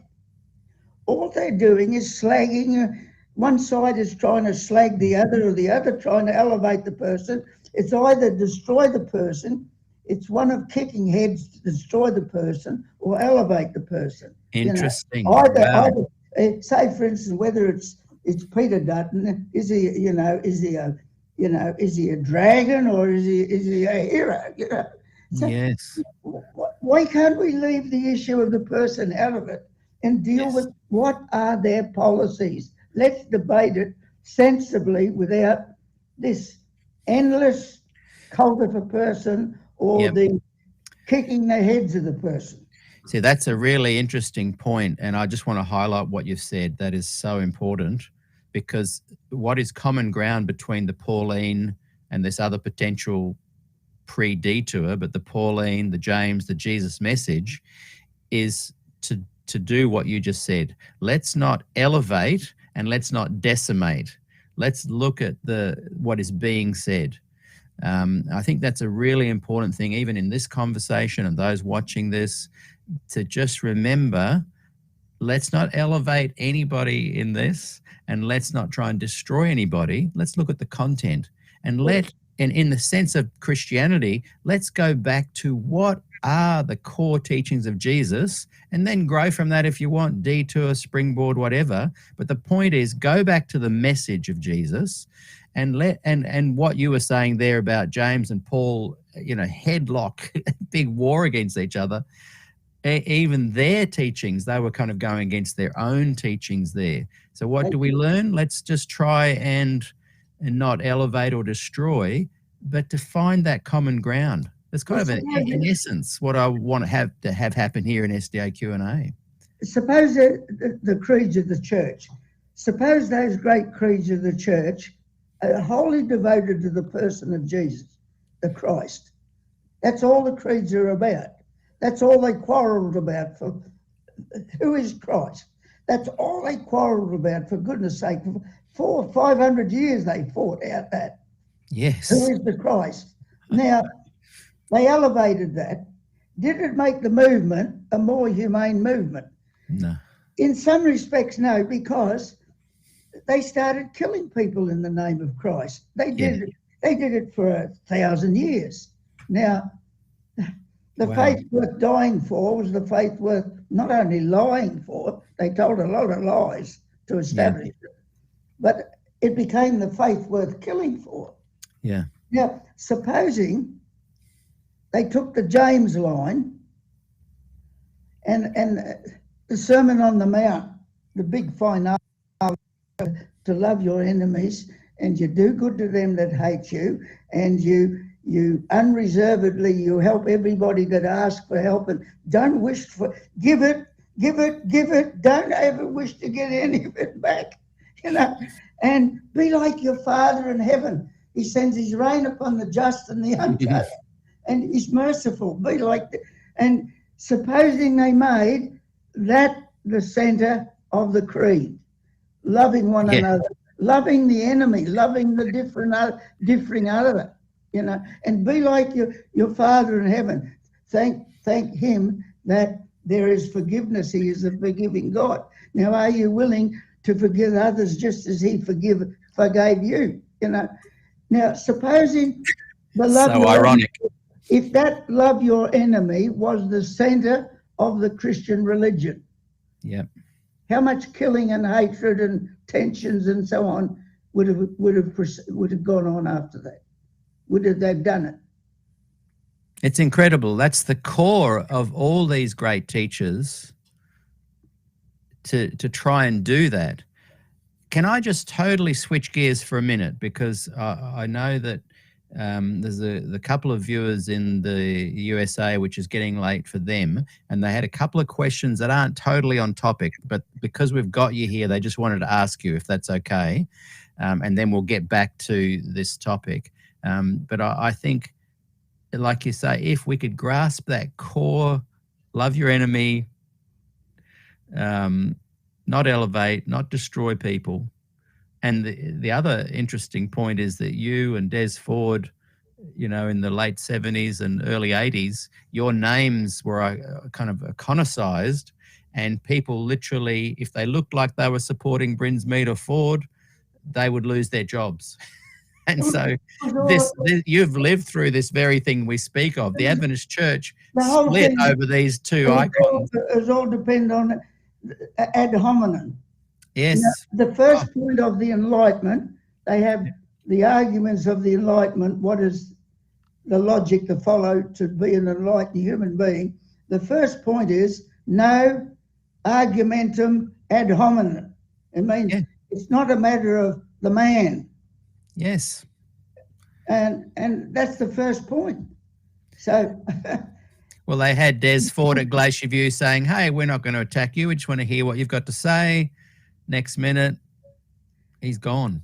Well, they were more concerned in some respect that he's supposed legendary, which didn't exist, when I say legendary, or charge of a phony relationship with me.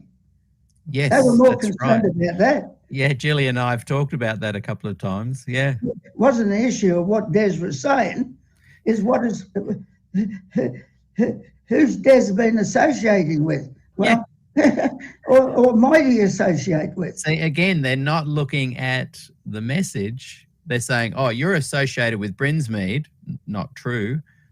Therefore, you're out on your head, you know. Anyway, I want to come to these three quick questions. The good friend of mine, Matthew Lucio, who is an Adventist and runs Adventist History podcast, and he's been dying to actually have you on a program, you, me, and him, just having a discussion about this. I don't know if you're interested in that down the track, but he is, you know, very well respected with his podcast and does that typical historian thing where they just present the arguments and the information and leave it up to the listener or viewer to decide. So I respect his approach there. So if you're interested, this is a formal invitation from Matthew and myself to come on the show one day, the three of us, and just discuss some of the Adventist related stuff. If you're interested, yeah. So Matthew is still watching, and I just want to ask his three questions. They're not pertaining to this topic, but as I said, this part of the States, it's around midnight for them.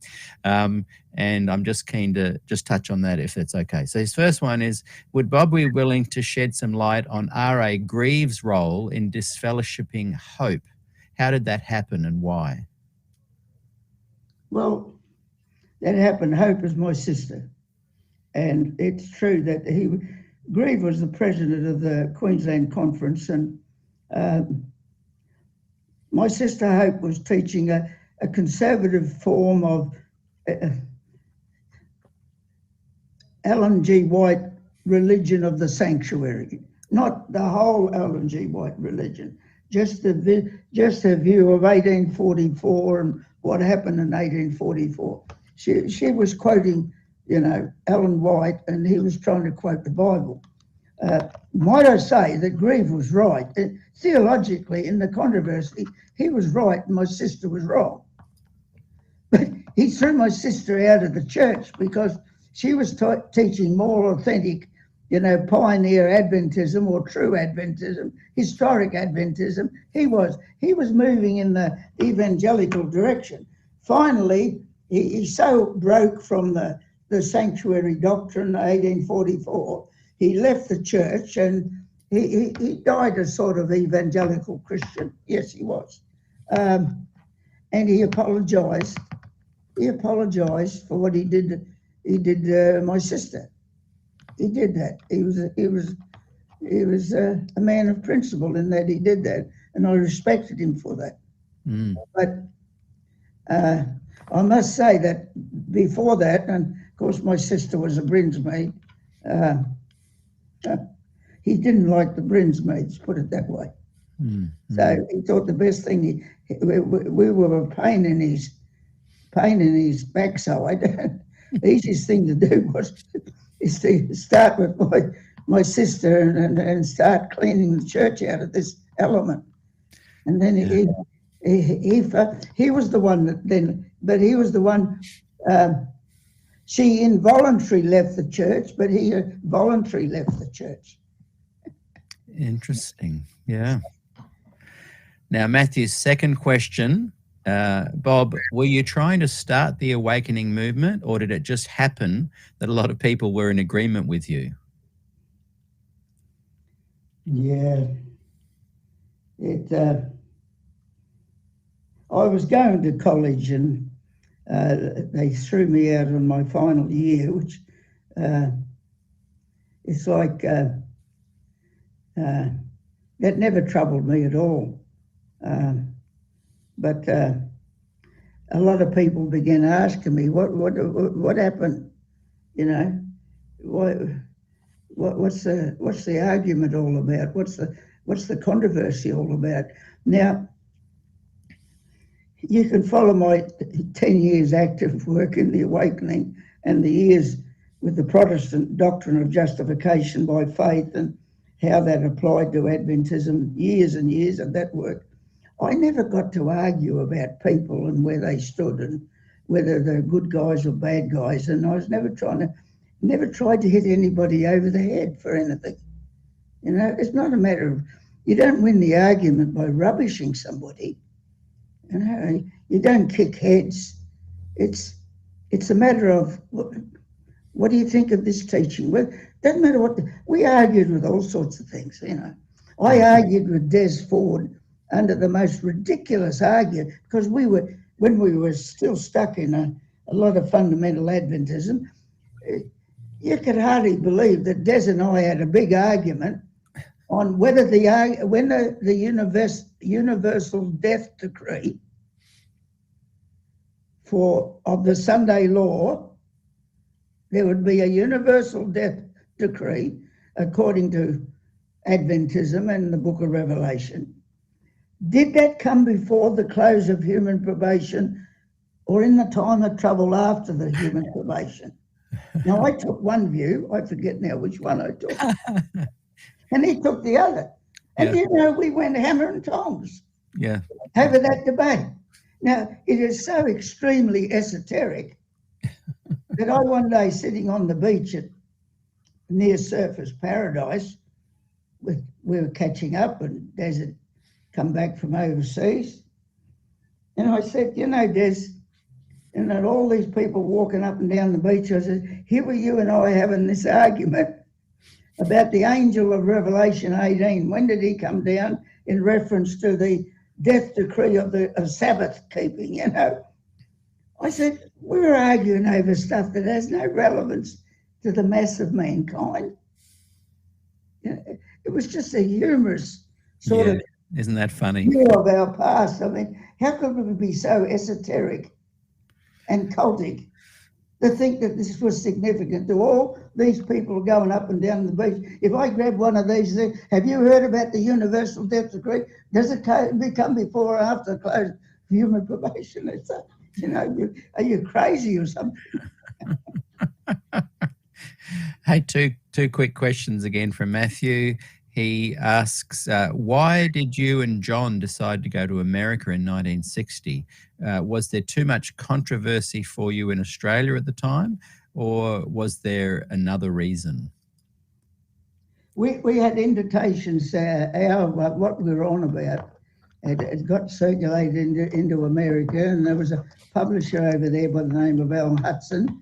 He published a journal called The Church Triumphant, and he wasn't the only one. They invited us to America.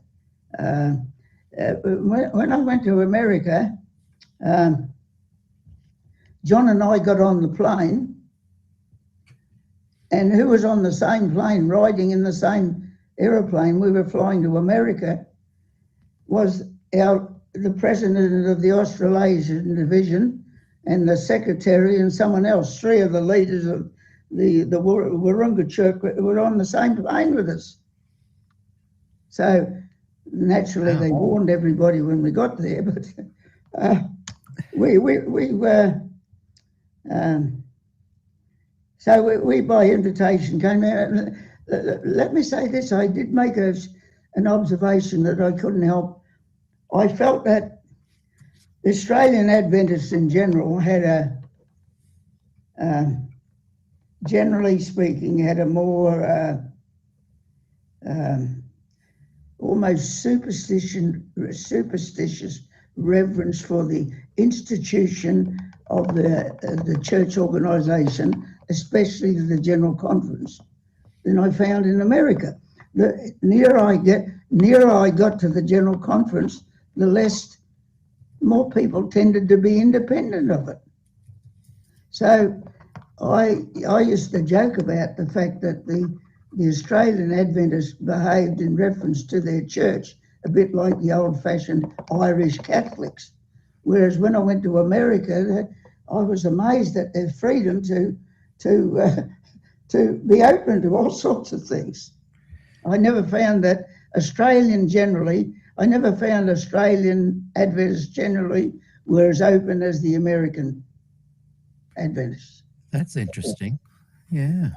That would have had a huge impact on the whole Glacier View and your journey. Yeah, the whole of the church organisation, and almost, I would, to my mind, almost a superstitious reverence for that organisation. They used to quote Ellen White that, about the General Conference being the voice of God. So it was like Ellen White speaking. It was, the General Conference was the voice of God. When the General Conference sat on something and made a decision, you better take off your shoes. Yeah. And walk softly. Well, Ellen White said that was the case, that they were the voice of God when in session. Yes, she did. And another person, when she was travelling to Australia, she was getting sick of the opposition she was getting from the General Conference. And she did say, we once believed they were the voice of God. We no longer believe that now. So when it suited her, it was with the prophet, things changed. That's right. That's right. Now, the last quick comment question from Matthew Lucio. Does Bob still have a collection of letters and other documents? No. I'm a terrible collector. The trouble is my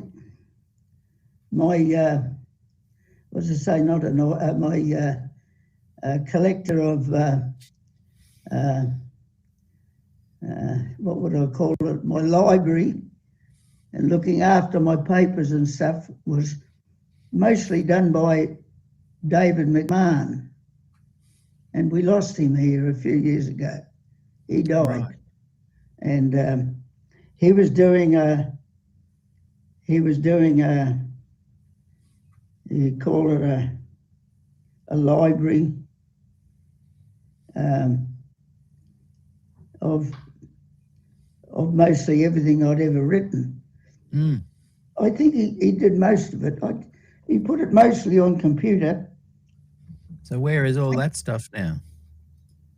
Some of it's on my computer, but I must say now, I never look at it. I'm like a man on a journey who never looks back. And you're a rolling stone. If you quote some of the things I was on about, I mean, I'm very embarrassed because I've gone on and say that you have to forgive me for the days of my immaturity. Well, someone said to me once, "Oh, Bob just flip-flops his ideas." I said, "No, Bob is just on a trajectory, slowly awakening from a dream into reality."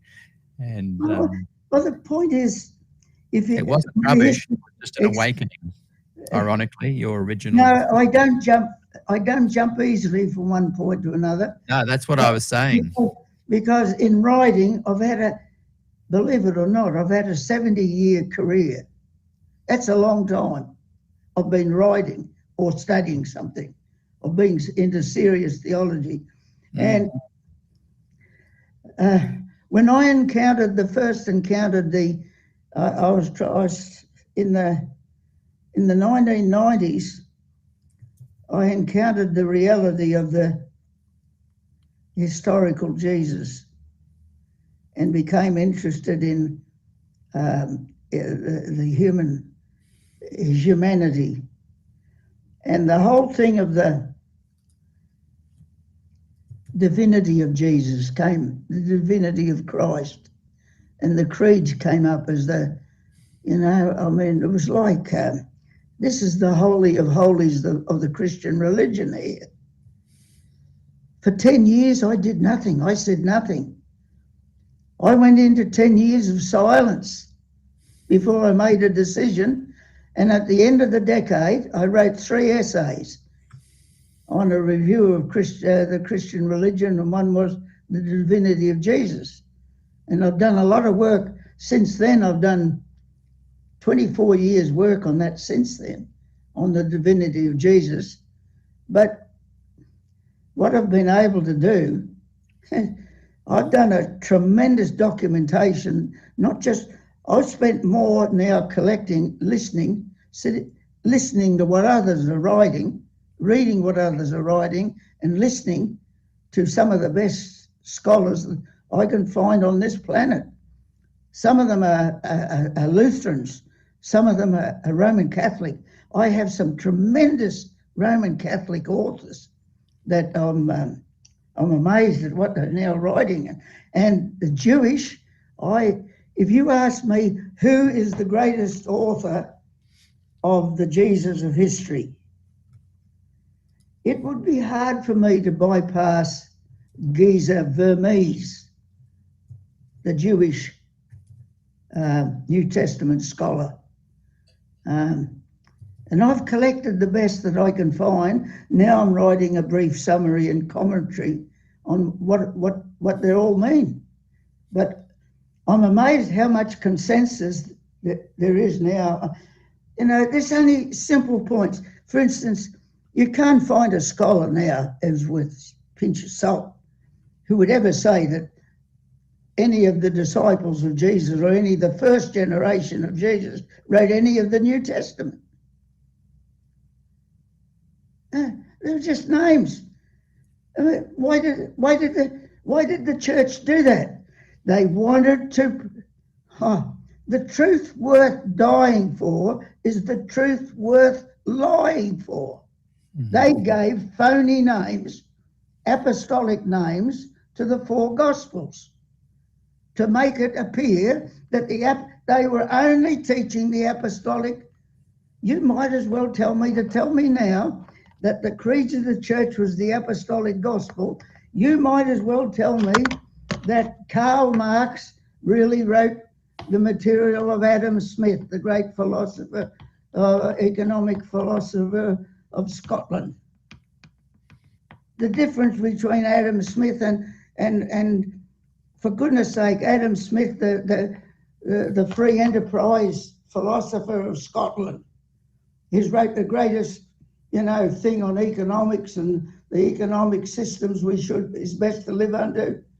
The difference between Karl Marx, the founder of Marxism, and communism, the difference between communism and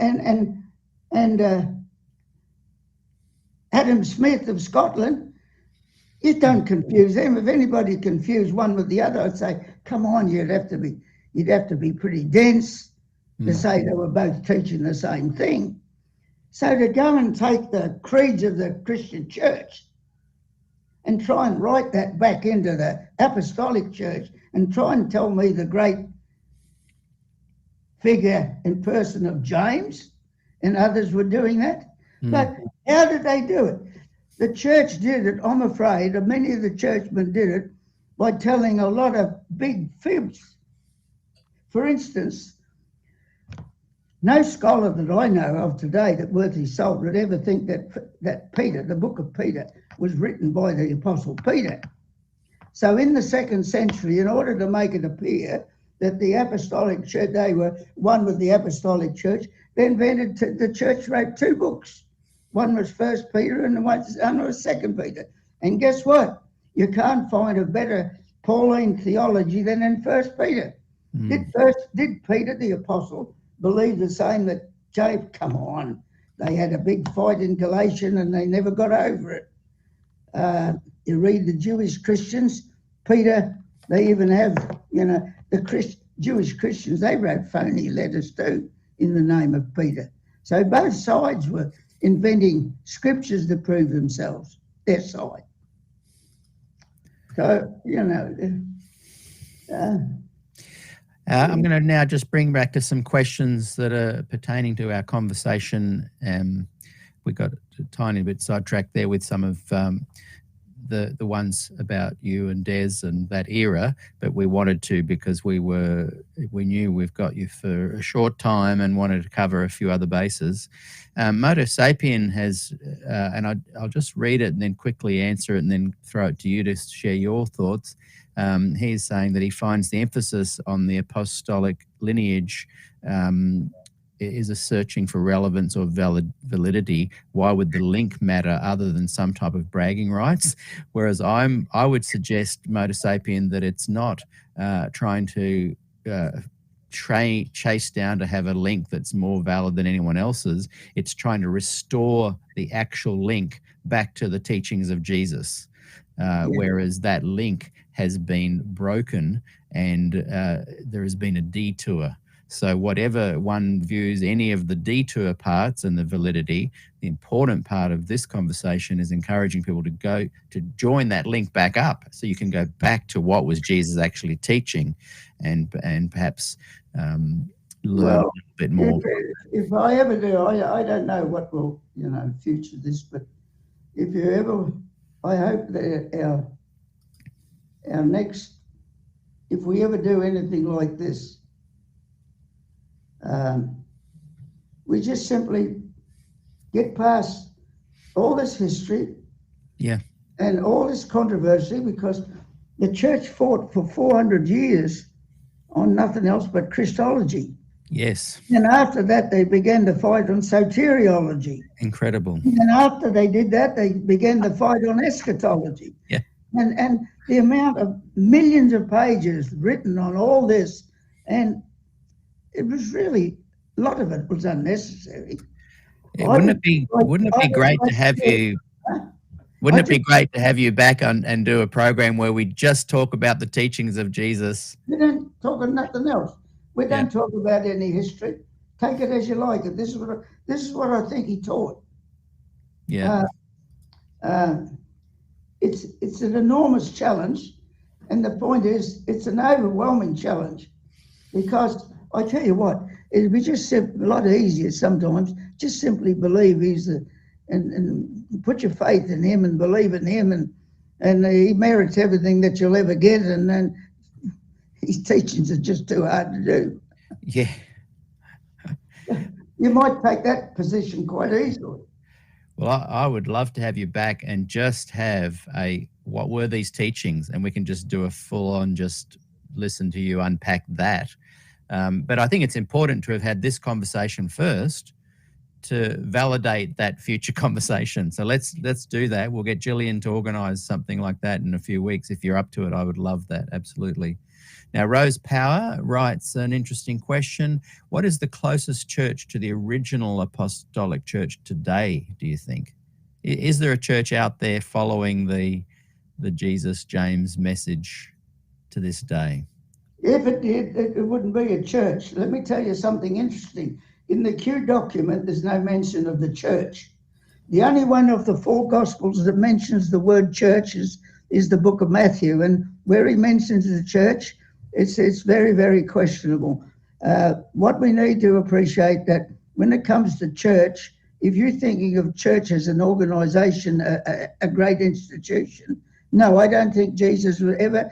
In the Q document, he never mentions the word church. I think to get to what Jesus was on about, we should think of the school of Jesus, not so much as it's a school of thought. Now, a school of thought can work differently from an institutional church. You know, schools of thought have tremendous power to change the world. Whether it's in psychiatry, the school of Freud, or whether it's in the school of ancient Greek philosopher Pythagoras, is your school of, or you have the school of Hillel, the greatest Pharisee that ever lived. He had a tremendous influence on Jesus. A school. The word disciple was not a good translation. The best will tell you that the word should be translated student. Now, what Jesus did is founded a school of thought. Now, if you think of his preaching as the kingdom of God, he likened the kingdom of God to something that offended people. He uses two things that suggest sin and evil. He likens the kingdom of God, and that was his school, to teach the kingdom of God. He likened the kingdom of God to a mustard weed, a cursed weed that you swear at. It springs up where you least expect it. It's a wretched weed that you can't get rid of. And the other thing he likened it to was leaven hid in a meal. Now, leaven in Jewish thinking is a symbol of sin. It seems to many people as a sinful thing that you want to get rid of.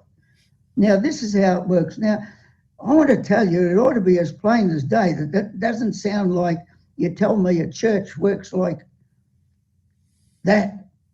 It works by having an organisation and a very strict structure, especially the bishops of the church, and be the greatest, which became the greatest totalitarian control of the human mind that this planet has ever seen. The average person has not one whisker of freedom, hardly, in the great institutional church when it reigned.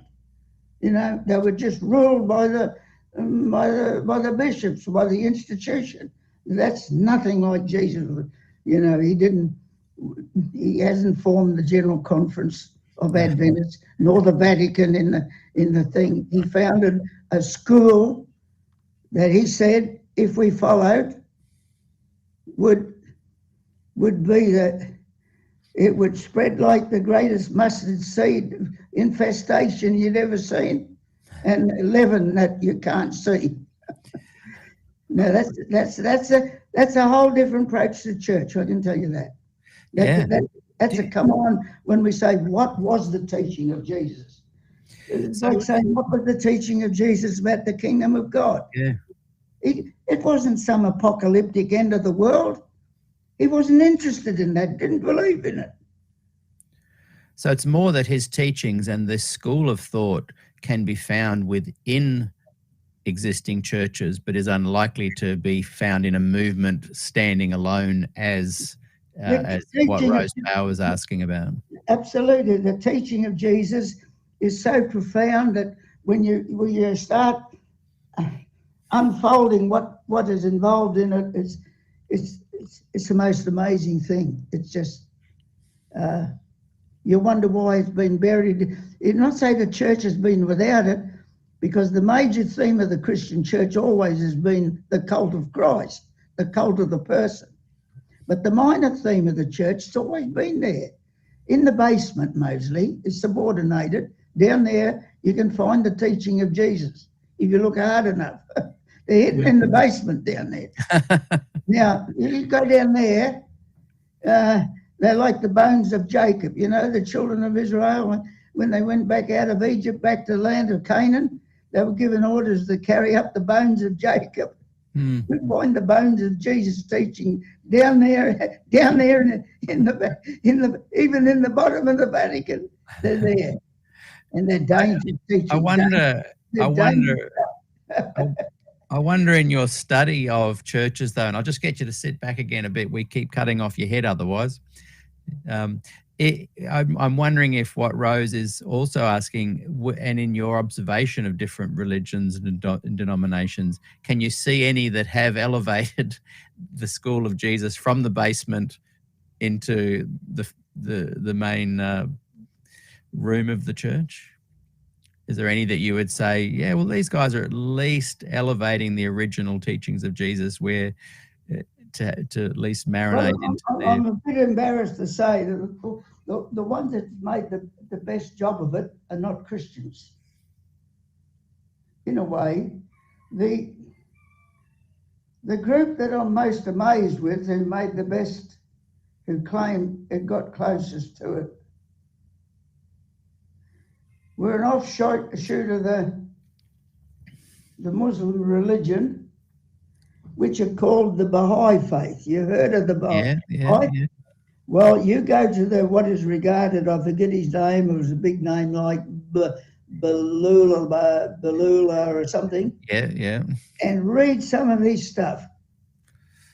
I was amazed,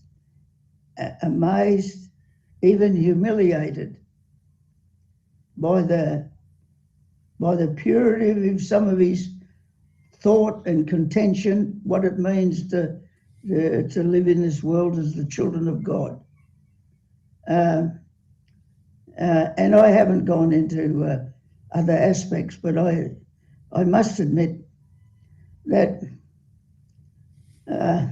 his essay in forgiveness, the importance of forgiving others and living in the whole, aura, power of forgiveness, and how that we are obligated to forgive from our heart all of our fellow human beings before they ask for forgiveness. We do it before they even dare to ask or might never ask. It's just a powerful, powerful thesis. I've never seen anything anything that would hardly, I just left me aghast when I read it. Fella's not even a Christian. Yeah. A friend of mine, he's close to 70 now and has spent his life just exploring all different faiths and religions and movements. And he said the same thing. If he was ever going to join a faith, he would join the Baha'i faith. Now, Yes. Chris Lucas has asked a question. You were talking about the Nazarenes, Jesus, James being vegetarians. He's just asked, maybe I misunderstood. I'm at work and doing some things, but it sounded like you said that no one ate meat unless it was involved in some sort of sacrifice. Can you unpack the vegetarianism aspect of Jesus? Yes. That's true. James was a vegetarian. He never ate meat the whole of his life, and he never drank any wine, and he never cut his hair. Now, somehow, I don't know, I found it hard to warm up to James, but I'm not biased toward Jewish Christianity because there's some things about it. James was quite a character, but no, James was a vegetarian. Now, here you have three persons. You have John the Baptist. He's a cousin of Jesus. They're all one family. You have John the Baptist, you have Jesus in the middle, and you have James. John the Baptist was a vegetarian. You want to read some good literature on that, read James Tabor, you mentioned him. Yes. He's got some good stuff on John the Baptist. It proves that he's a vegetarian, but it's clear that he was a vegetarian. But I don't think it was what you call a moral vegetarianism, as some people have so much as John the Baptist rejected sacrifices at the temple. That's why he started baptizing in the Jordan for the remission of sins. Now his opposition would have said you should go up to Jerusalem if you want remission of sins and offer your animal sacrifice. That's the way to do it according to the law. But you've got an opposition forgiveness of sin. You're using water instead of blood. Jesus comes along and he uses neither water or blood for forgiveness. He just forgives. And he says God doesn't want any sacrifice. And he goes up to the temple and protests about the whole system of sacrifice, which is a disgusting institution that goes way back into paganism to every continent on the earth. I can't get into that now. But the point is, in the ancient world, this is pointed out by a number of scholars, that people did not eat meat, with the exception, fish and fowl were accepted. But they never killed an animal and ate it, except religiously, ceremonially, as a ritual at a prescribed place, and done generally under the auspices of the right priesthood. that they supported. So that most of the Nazarenes, yes, most of the Nazarenes, they were like John the Baptist, leave Jesus out of it. A big argument. I don't care which way you take it, because the teaching of Jesus doesn't depend on, the lifestyle of Jesus or whatever it was. But it's clear that James, he never drank wine, and John the Baptist he was given the instruction to he's not to ever have wine. He was a Nazarite, and James was a Nazarite. That's where the word Nazarene comes from. They were called Nazarenes. Nazarene does not refer to Nazareth, the town. It's not a geographical thing. It's this institution of a strand of Judaism. But most of the Christians, when Paul wrote his letter to Romans, it's clear from Romans 14. It's clear from Romans 14 that the Jewish Christians were vegetarians and they were non-wine drinkers, because Paul said those that are weak in the faith, he's not very complimentary to the Jewish Christians. Fancy being called weak in the faith. Fancy calling James weak in the faith. Those in the weak in the faith eat only vegetables. Those who are strong in the faith, well, they can eat anything. They're not put off by, these religious traditions and so on. But it's true that Paul pleads tolerance of those who are vegetarians, that they should be accepted without, reservations into the brotherhood. See, so yes, there's a lot of Seventh-day Adventists should like about the Jewish Christians. They kept the Sabbath too, no doubt about that. They kept the Sabbath. They go and tell me that the Gentile Christians of the Pauline churches, we know too much. The world knows too much about that. They weren't Sabbatarian, of course they weren't. You couldn't live in a Roman world if you're a Sabbatarian. A Jew had a dispensation. He wasn't to be joined. He couldn't be conscripted into the army, and he was exempt from military service. And a Jew had a special exemption. He was exempt from the worship of Caesar, but only if he was a certified valid Jew. Everybody else, like a Christian out there, or a poor old so-called Jewish Christian like a Ebionite, they could be conscripted into the army and kill you if you didn't obey. And they can force you or give you an order to worship Caesar and bring in the incense and do it. And if you didn't do that, you'd be killed. But if you were an Orthodox Jew and you were part of the synagogue network, you were free. But if you were warned, you better give up this Nazarene faith, otherwise we're going to throw you out of the synagogue. That was like throwing a man out onto the fire, because you had no protection from getting killed. Because you could be forced to join the army or they'd kill you. Military service. Rome depended on local people for military service. But if you were a Jew, you had exemption, because they know the Jew was impossible. With his diet and with his Sabbath, you couldn't do a thing with him. You don't want him in the military. Otherwise, you join the military if we want you, and you work if we want you. Most of the Christians were slaves, or a lot of them, I don't say most, a big percentage were indentured servants, or they were obligated. There was no 40-hour week in those days. No Sabbath day off or anything like that. Don't worry about that. And so it's just a matter of being sensible to all the knowledge we know. We might know today, as scholarship knows, historical research, we know 100 times more in some respects of the social and the cultural and the legal situation of living in a Roman Empire in the 1st century than anybody knew before. We know that today. Can be reconstructed bit by bit. Not guesswork. Just being sensible and saying, don't be put your head in the sand and pretend that the world was like this in the 1st century when it wasn't.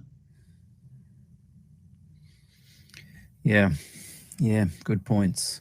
Moto Sapien has returned to the question of the translation of virgin, and someone else, Joy Traveller, has also raised some questions on this in the Facebook comments. You've got a solid point there. He says the translation of virgin isn't in the original word, it's young woman, but people get all up in arms if that isn't translated as such. And Joy was kind of asking, does that, whether the accuracy of the interpretation, translation of the word virgin is that she was a young girl or was in fact a virgin, well, it came from God above, does that change the message of Jesus held in the gospel? Well, you get back to the way they often, Matthew especially, the way Matthew uses Old Testament text, the so-called proof text, is horrendous. It's in this day and age, it's ridiculous, because the first thing we're taught today, when you read anything, you read it in its historical context. And what is this passage talking about? The passage is talking about the prophet and his wife, and the virgin, so-called, which that's the Septuagint translation. Hebrew, it's the Elmah. The young woman is the prophet's wife. And he says he goes into the prophet and she conceives. Now, the prophecy said this: Israel was divided between 2 kings. There was the king of Judah and the king of the 10 tribes, called the king of Israel. And the passage is saying, look,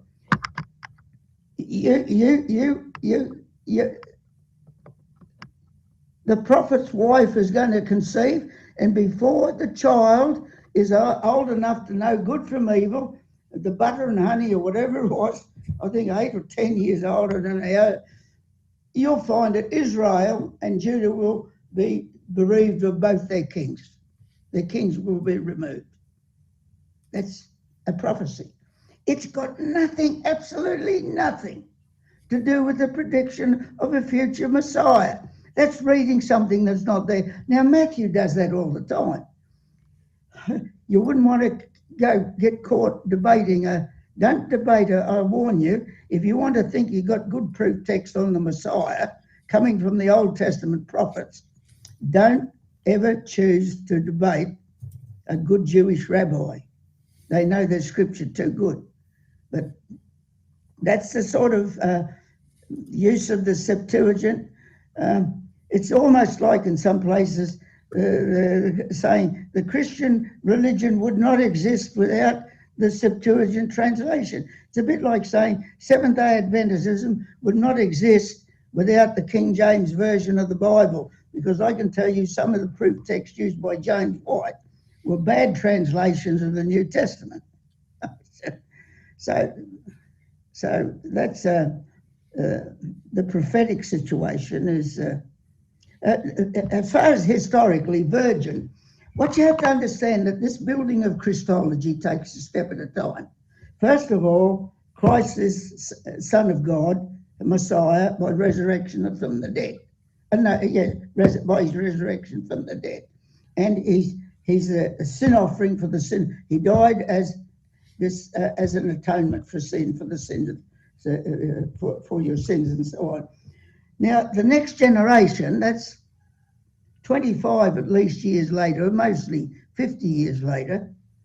What do you got from Paul writing in the 40s? Oh no, a generation later. It's the second generation. Matthew comes on. This is the second generation of Christians, second generation of Hellenists. He introduces the doctrine of a virgin birth. Now that's logical. Why is it logical? Because if you say he's the Lamb of God, you come back a step. If you say, first of all, he's a Messiah, and he's died for the sins of the world, and the Lamb of God that takes away the sins of the world. Wait on now. Lamb of God has to be absolutely sinless, spotless. Then they move to the absolute sinlessness of Jesus. The Jewish Christians never, I might scandalise you by saying the James believers never believed in the absolute sinlessness of Jesus. They believed he went up to be baptised for the remission of sins, for goodness sake. Wow. But then they say, wait on, no, so he has to be sinless. Well, you're not really sinless if you're born into the, everybody has a, fallen nature and into the sins of, the logic demands a virgin birth. So they move then to virgin birth. Then they move a step further. He's not only the risen, he goes up to heaven in his resurrection. First of all, Paul's emphasis is all in going up to heaven. As years that they think that is and they're strong on that point. Okay, just a minute now. What about his pre-existence? Well, he does have a pre-existence. Yes, he does. Then you go to John. In the beginning was the Word. Well, he's one that comes down from heaven. So you've got a development of thought. And Christians were still there for another 150 years yet. They were still all Arians. No, make no mistake about it. But the original teaching of Paul becomes a heresy because he said he was son of God by the Hebrew kings were all son of God by adoption. But they moved on, and the church moves on, as James Dunn said. He thinks the real problem with the Jewish Christians is that they wouldn't move on. They wouldn't keep developing their theology. So they move on, and when they move on, then what Paul taught is a heresy. Then you go on to Athanasius, then just about every Christian ever lived before Athanasius was a heretic, And then they have to settle the two natures. What is he? If he's sired by the Holy Spirit, if Mary born of the Holy Spirit, does that mean he's half God and half man? Well, in normal biology, yes. The sire gives you half the genes and the mother gives you half the genes. But those days I never knew that the mother gave half the genes. They said all the genes, all the inheritance comes from the male. They lived in a different universe than we do. We know a bit more about the ridiculousness of some of these theories. Now, was he half God and half man? They argued that. Or does he got two natures in one person, or one person with two natures? Then 451, they finally settled on that. But we'll kill you if you don't believe it now. It all has to be, And then when you come to Athanasius, you have to be saying, I believe that Jesus is God. Oh, no, Trinity. The Father is God, and the Son is God, and the Holy Spirit is God. And there's three persons. But there are not three gods, but one God. And the Father is almighty, and the Son is almighty, and the Holy Spirit is almighty. But there are not three almighties. There's one almighty. Your head's spinning now as you go through Athanasius. In the end, Athanasius' creed is saying, you have to believe this and have to be able to believe this and sign on this, otherwise there's no salvation. You're out. Then finally, if you have any questions about this and question any of this, we're going to kill you.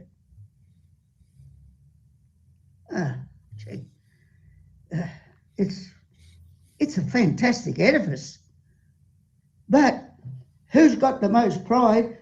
It's always, of course, it starts with these questions are done.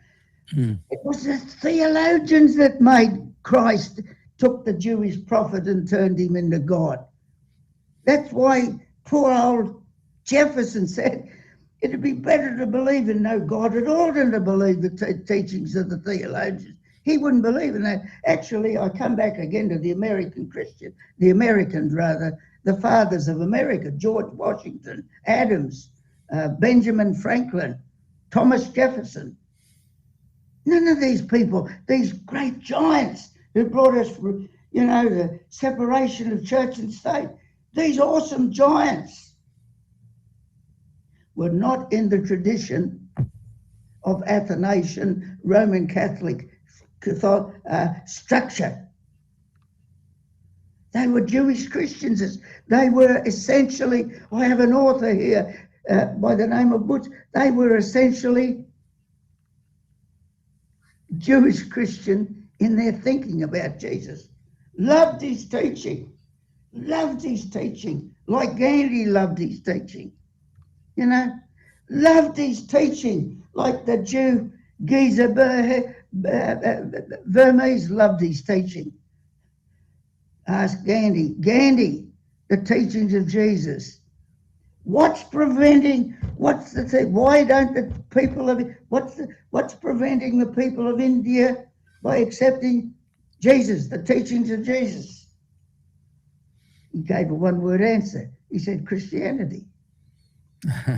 You can't sell that to Hindus, and you can't sell it to Muslims. You'll get a leg in. The teachings of Jesus said, I think there's many of those great, you can call them mystics or teachers of India, sometimes they're pretty close to it. You go to the teachings of the great teacher Baha'i, sometimes he gets pretty close to it. You could say to them, like Jesus said to the lawyer, you're not far from the kingdom of God.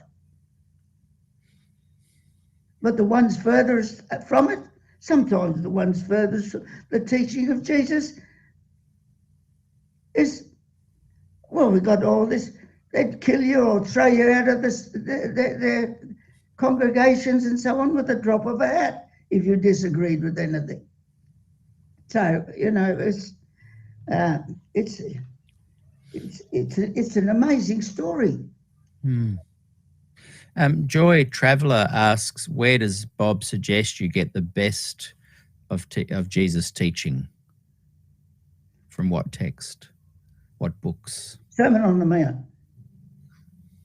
Sermon on the Mount. Yeah, but try and, my advice on a couple of things. You have to watch Matthew. Matthew's use of, he adjusts things. Luke, scholars agree that Luke, it's not called the Sermon on the Mount, it's the Sermon on the Plain with Luke, because he was down on the plain when he taught the same thing. Luke generally has the better version than Matthew, but Matthew is still good. Especially the end of Matthew 5 it's just horrendous, beautiful. This is what Gandhi would give his life for, was the Sermon on the Mount, what Jesus taught. And in the end, people start arguing, well, Jesus, no, seriously argue. We have so little information about the historical Jesus, who he is, that if you try and prove that he existed historically, it's not easy. The major proof that Jesus existed historically is James. And if you do away with James and the importance of James, you have the only real solid link, because there's no, what they call, there's no, I forget the technical term they use, you really have no proof of historical proof that from his age of witnesses, they're not there. You can't find one witness and proof that less outside it. But when you come to Jesus, historically, when they raised up to Gandhi, yeah, but the links to the historical Jesus are pretty slim. How do you know he existed? Well, without getting into the argument, Gandhi said, doesn't make any difference to me if he never existed. I read the words here. He said, I live by these words. They ring true to me. So, it shows that Jesus is not going to be insulted if you have some of the wonderful insights of Jesus and start teaching them and you don't use his name to authenticate them. That doesn't matter. Why do you have to use his name to authenticate what he taught? The thing is not proved by an ad hominem. That's the Enlightenment. And then you say historically, we don't know what Jesus said directly because where's his words? He never wrote anything. And all we have is a third generation record of what he was supposed to have said. Paul never tells you anything what Jesus taught. He had no time for the historical Jesus. He found what it was. He thought the post-Easter Christ was everything to him. Then a generation later, then you got the Gospels all following Paul, but they sort of amalgamate the legends with all the wonderful sayings and parables of Jesus, and we've got the best source there. We've still got the teachings. If you read them, well, I must say, well, you have to be careful of Matthew's Sermon on the Mount. His conclusion of Matthew 5, be ye therefore perfect, as your Father in heaven is perfect. That's a dreadful translation. And a lot of translations will translate that better than that. Luke is the better translation, of what it means on that. And the other is the prayer of Jesus, our Father which art in heaven. Jesus he didn't use this expression in heaven. And you say, what does that matter? It matters a tremendous amount. It's Father in Luke. It's just addressing the Father, not in heaven, because the in heaven is an absent God.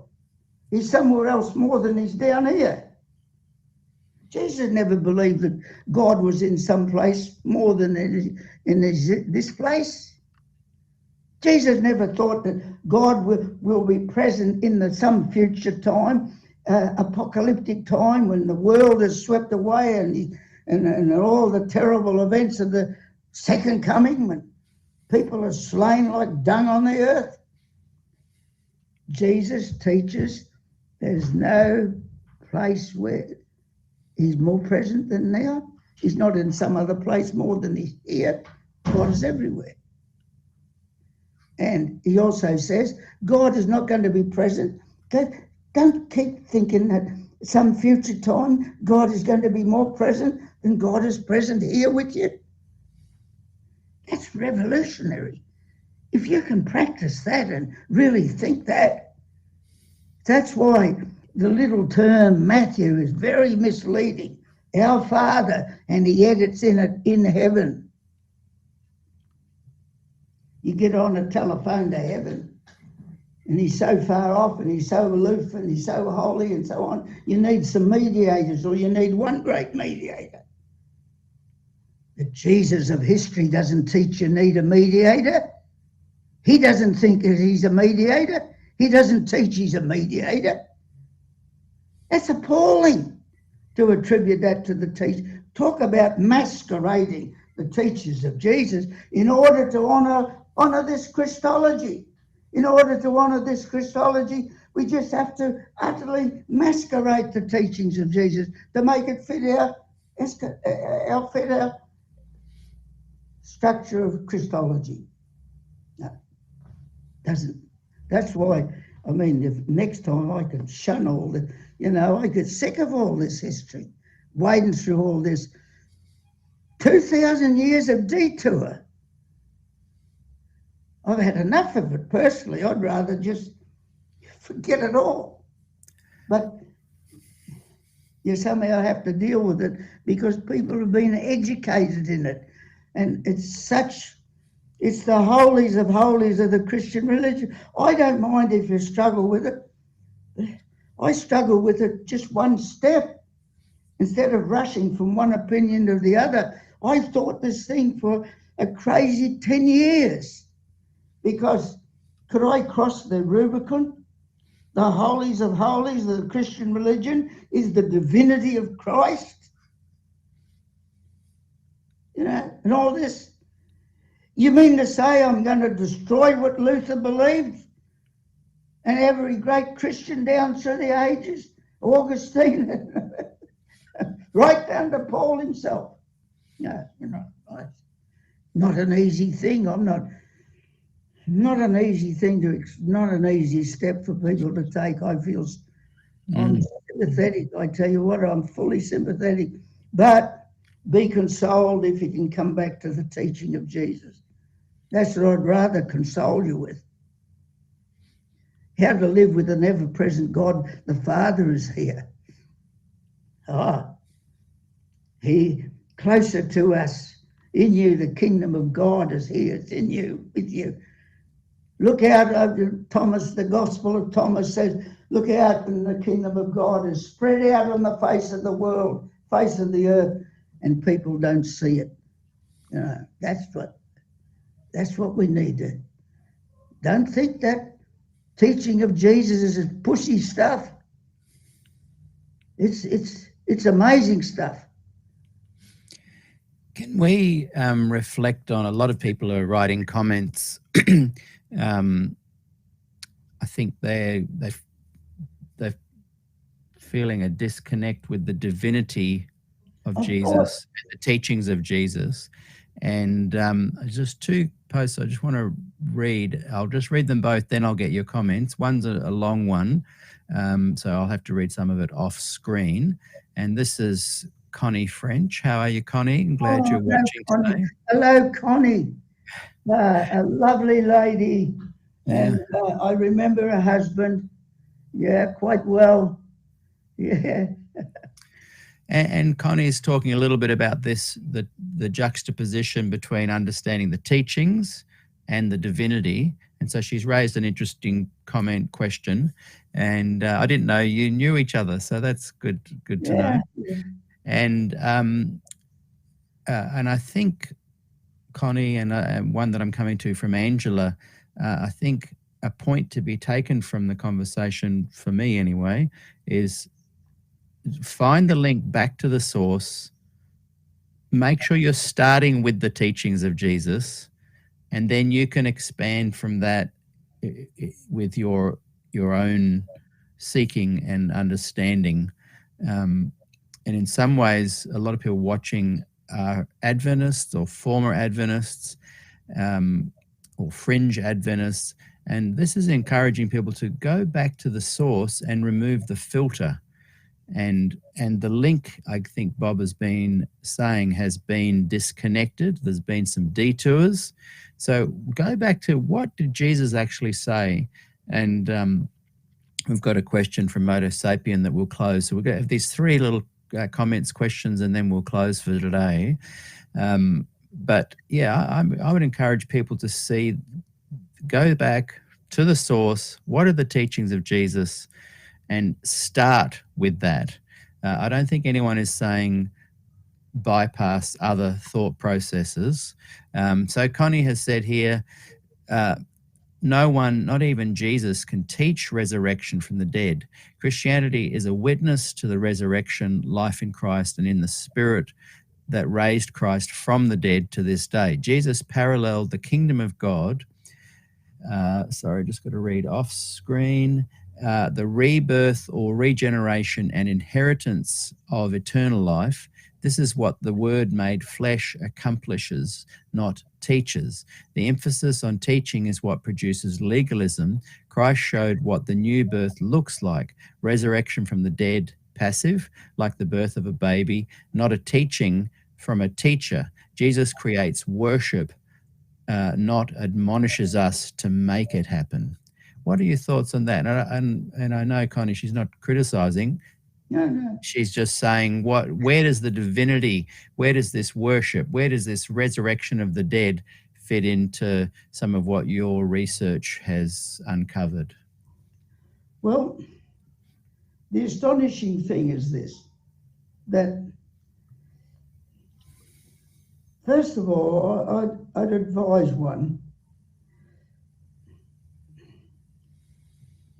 to go back and just read mainly the parables of Jesus, and the aphorisms. That's his short, pithy sayings, parables and aphorisms. They're in the Synoptic Gospels. Read them again and again, along with what is called the guts of Sermon on the Mount. Matthew does, for the time being, don't worry about some of the Matthean glosses that he adds to the stuff. Luke is a better translation. Luke 6, read Luke 6. Put Matthew together with Luke, and you'll soon see who's got the better translation on some points. Think about Jesus teaching those things. Ask yourself, why is the language of the Pauline language, the Hellenistic language, see if you can find what scholars find, this Jesus, when he talks in parables, the parables are not about himself. His aphorisms are not about himself. He never directs anybody to go up to Jerusalem and offer a sacrifice for their sins. It was still going when Jesus was there. Neither did John the Baptist. Look at his parables like the prodigal son. Look at his prayer, simple prayer. It doesn't tell us to pray in Jesus' name. He says, Father, give us this day our daily bread, and forgive us our trespasses, our debts, and we forgive others. It goes in tandem. You don't pray in Jesus' name. He's not a mediator. The Father is near. He's nearer to our breath, nearer than our heartbeat. He knows our thoughts are far off. He numbers the hairs on our head. He knows what we think and our struggles. He knows everything, and he forgives. He forgives before we ask. He sent an ambassador to proclaim it's a jubilee. All debts are forgiven. Come home, whoever you are. So think about this and say, where in the teaching of Jesus is he advocating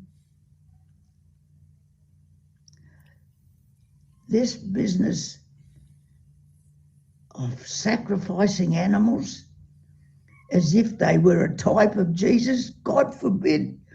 It's a disgusting institution. The Jewish Christians didn't believe it was the book of Leviticus was part of the law of Moses. They were against sacrifices, the same as the prophets denounced all sacrifices. Neither an animal sacrifice can help you and bring a human sacrifice. God doesn't want that. God his forgiveness is infinite, and it's beyond any legal theory of someone paying the debt before he can forgive you. Where did you get that idea from in the teaching of Jesus? Oh, it's amazing what he taught. I will have mercy and not sacrifice. Come on now. Sacrifice is an institution that was copied from the pagans. Thousands of years before Israel existed as a nation, people were killing people as sacrifices. People were killing animals then as the human race killing as sacrifices. They'd have the temple. It was like a big stinking, I have to say, the temple at Jerusalem was like a big stinking abattoir. Can you imagine how appalling it was in the time of the Passover when you had thousands and thousands of pilgrims? They couldn't bring all their animals there, so they bought them at the temple. John is the only one that tells you what really happened at the temple. And John has the whole thing probably in the wrong place, because he has Jesus cleansing the temple at the beginning of his ministry. He said he went in there with a whip. You know what to do with a whip? You don't chase people with a whip. He went in there with a whip, and it says he let all the animals out. Imagine that. What a show that was. And did he do the right thing? Probably not. Scholars look at it and say it wasn't a very wise move that he did that. It was inviting, he just, to do that at the time of the Passover, to upset a major festival like that, it'd be worse than me going in the Vatican because I don't like the sacraments of the Vatican. Should I run in there to the Vatican and start turning the whole thing out and throwing out the wine and all the rest of it because I think it's a terrible, thing? No, it's a matter of, anyway, he got himself killed. You know what he got himself killed for? He got himself killed because he was opposed to offering sacrifices at the temple. And then he dies, and then you make him the supreme sacrifice. Come on, Patricia Williams said. That's arrogant and ignorant of the Christian religion to do that. When Jesus doesn't want a thing of one, he's like John the Baptist. He's like the prophets of old. He doesn't want a bar of any sacrifice. He sees it as an evil, unnecessary institution. And he'll forgive without blood, without water. John the Baptist took the first step and he substituted water of the Jordan instead of blood. Don't believe the story of the Bible. He just got that bit there that he got his head cut off. He got his head cut off because of some argument over Herod's wife and so on. Even Josephus won't have that. But here's a man, the whole nation seems to be going down the Jordan for having baptism, having water for the remission of sins instead of going up to Jerusalem. Well, of course, the rulers that's like opposing the function of the central bank. That's where they make all their money. That's where they get their meat eating. That's where they get their power and authority. If anybody starts doing what John the Baptist was doing, hey, you have to go to Herod and say, we have to get rid of this guy because if we don't get rid of him, this whole system we've got here is going to perish. But try and appreciate the context of this. If you read, why were the prophets killed? Tell me. It's plain. They took Isaiah, and the tradition is they cut him up in a log. Read Isaiah 1 and you'll know why they killed him. The priests killed him because he was against the sacrifices. They lifted up their voices and say, what are all these sacrifices doing here? Jeremiah said, why? He said, what are they doing with all these burnt offerings? Moses, God didn't give us in the wilderness. He didn't give us any burnt offering. That's the view of Jewish Christians. Then you begin to think, is God so aloof and unforgiving that, first of all, you have to propitiate him with blood and so on, and you go into theories of atonement? Why does he say to the man, he's a sinner, he's a publican, you couldn't really have a worse man than a tax collector? He goes up to the temple to pray, and all he says, God be merciful to me, a sinner. And he goes down to, you want justification by faith? Did he say, bring a sacrifice in your hand, go up to the temple and offer a lamb? God be merciful to me, a sinner. Jesus said, he's forgiven. He goes down to his house justified. Did he pray in the name of Jesus? No, he didn't. He prayed to the Abba Father. The Father is here. God is here. I tell you, on the testimony of Jesus, God is in this place as much as he is in any other place. He's here in this place. That's what Jacob woke up to. When Jacob slept one night and he dreamt, he thought he was forsaken. But when he got up in the morning, he's not forsaken. He says, God was in this place and I knew it not.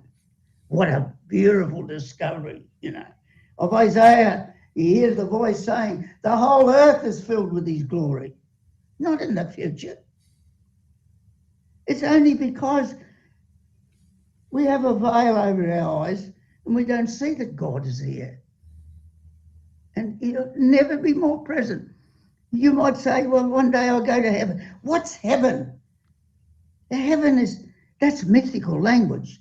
I mean, it's the mystery. Let me tell you one more thing, and I didn't get to it clearly. What has happened? We have this life to live, and God has put a veil over death. What happens? And everything beyond death, even if it's about Jesus, is all about speculation and all mythology. Let me tell you that the historical Jesus is the real Jesus. But Christ, that's beyond death. The whole thing of Christology is myth. It's mythology. It's only in the imagination. You can't encounter it, you don't see it. And you build a whole structure of mythology and start killing people or whatever you do with them and say they're all damned if they don't believe the mythology. You know, so that's my view of, you have the real Jesus, the historical Jesus is the real. I have a collection of statements of a Roman Catholic scholar. He became my friend about 30 years ago. His name is Michael Morwood. I get some of his books if you can and have a read of them. Read his book, It's Time. It's time we have to get rid of Christology. A whole package of Christology. It's time. Why does... I was chatting with him one day. I said, Michael, what do you think happened to Jesus after he died? And he gave me an answer that made me laugh, and I'm still laughing. You know what he said to me? What happened to Jesus after he died? Well, ask the Christian church, they'll give you a big baggage of theology, of Christology, and all the stuff that he does after he died. It's all mythology. I said, Michael, what happened to Jesus after he died? He said, the same thing that happened to my grandmother when she died.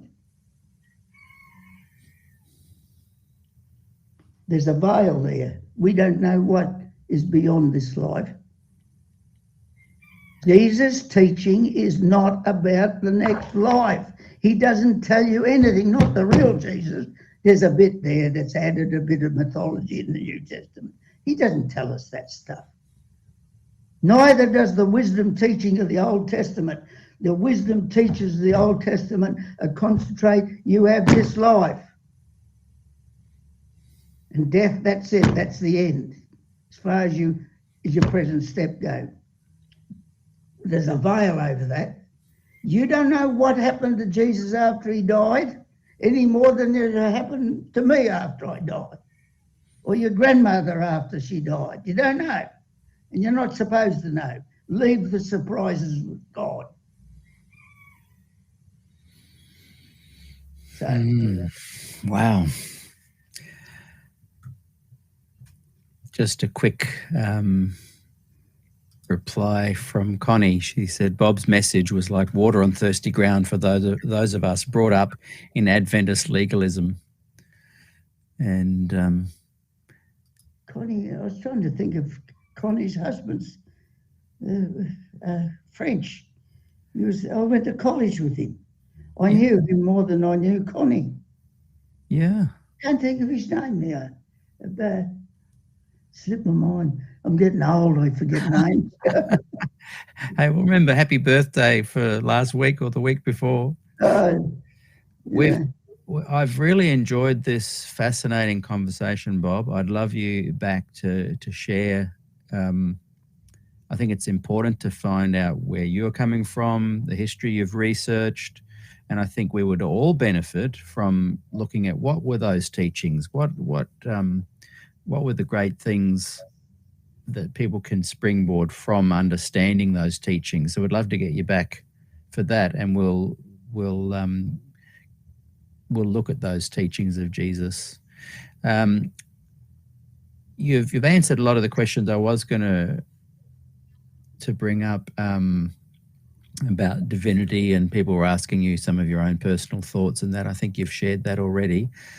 There are so many wonderful questions here. The SDA Q&A community has historic Adventists, heritage Adventists. It has people who have left the church. It's been incredible just seeing some of the questions and comments going down the side here that we just don't have time to get to, unfortunately. If those watching have something they really want to put into the resource, the legacy of this interview, in Facebook, your comments are already going to stay there for forever, which is great. And those of you that would like to add to the YouTube channel legacy of comments, please cut and paste what you've written and add it there. And I'll be able to come and share some of my thoughts to those questions, because as you know, on YouTube, they all disappear after this. Yes, there's good questions there. I see them there now. Oh, you can see them on the side there, yeah. There's some very good questions there, you know, and I don't know. There's some great questions there. You could do, you know. Yeah, if there's anything that jumps out that you'd like to... No, look, they go tell me, look, the stories of the post-resurrection of Jesus, whether it's Paul's story, Paul he was a visionary. He had visions. No scholar, I don't know any real scholar who's participated in this movement, really thinks the account of the resurrection given in the four Gospels it doesn't even agree with Paul's view anyway, because flesh and blood doesn't inherit the kingdom of God. It wasn't his view of the resurrection. And when he said, I've seen the Lord too, well, he only saw the Lord visionary, even if... no, I think we've never plumbed, let me say this, that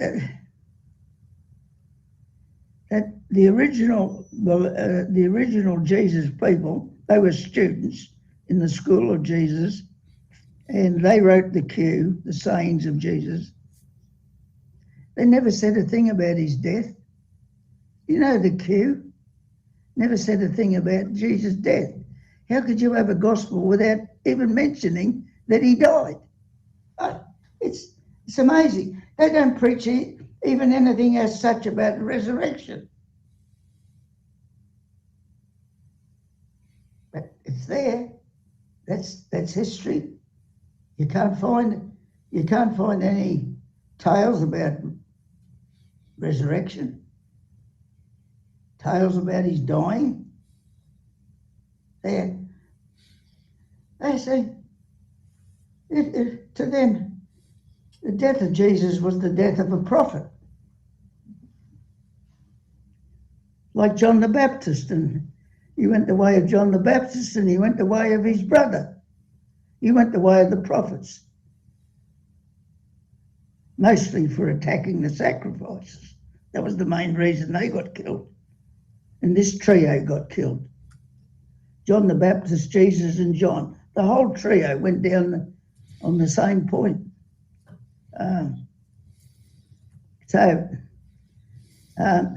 His death was misadventure, or the death of a prophet.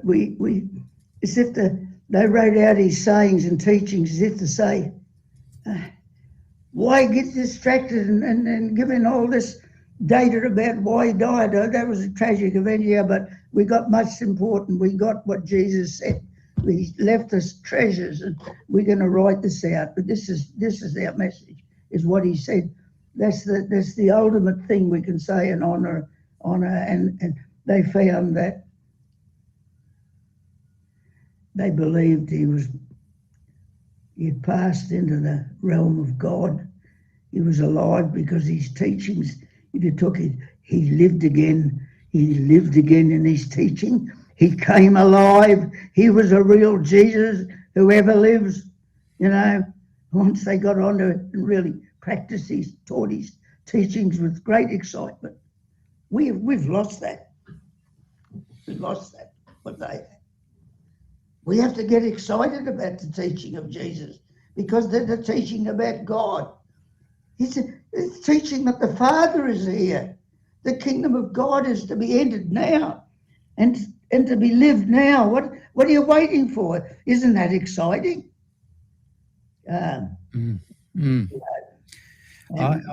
I think what you say there, and the interesting observation I'm having from all the comments, is some people are like eyes opened, wanting to explore this more. Others feel saddened. They feel like that you've gone off the deep end.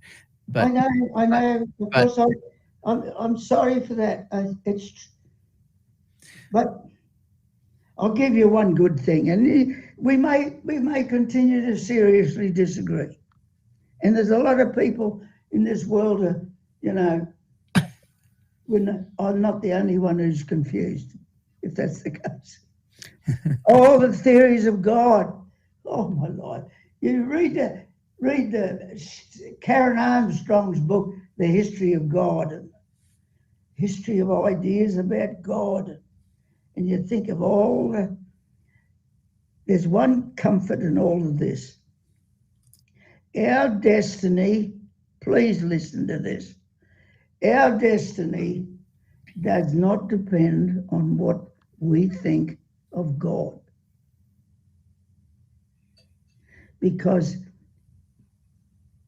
the best thinker who's ever lived has never comprehended the infinite enigma of all that is involved in who is God. Our destiny does not depend on what we think of God. Our destiny depends on what God thinks of us. Now, if you believe in the Creator, and it didn't just happen, this creation, and the most defining thing about God is love, and love is eternal, let me give you one statement to think about. The one whom God loves, he or she whom God loves, can never cease to exist.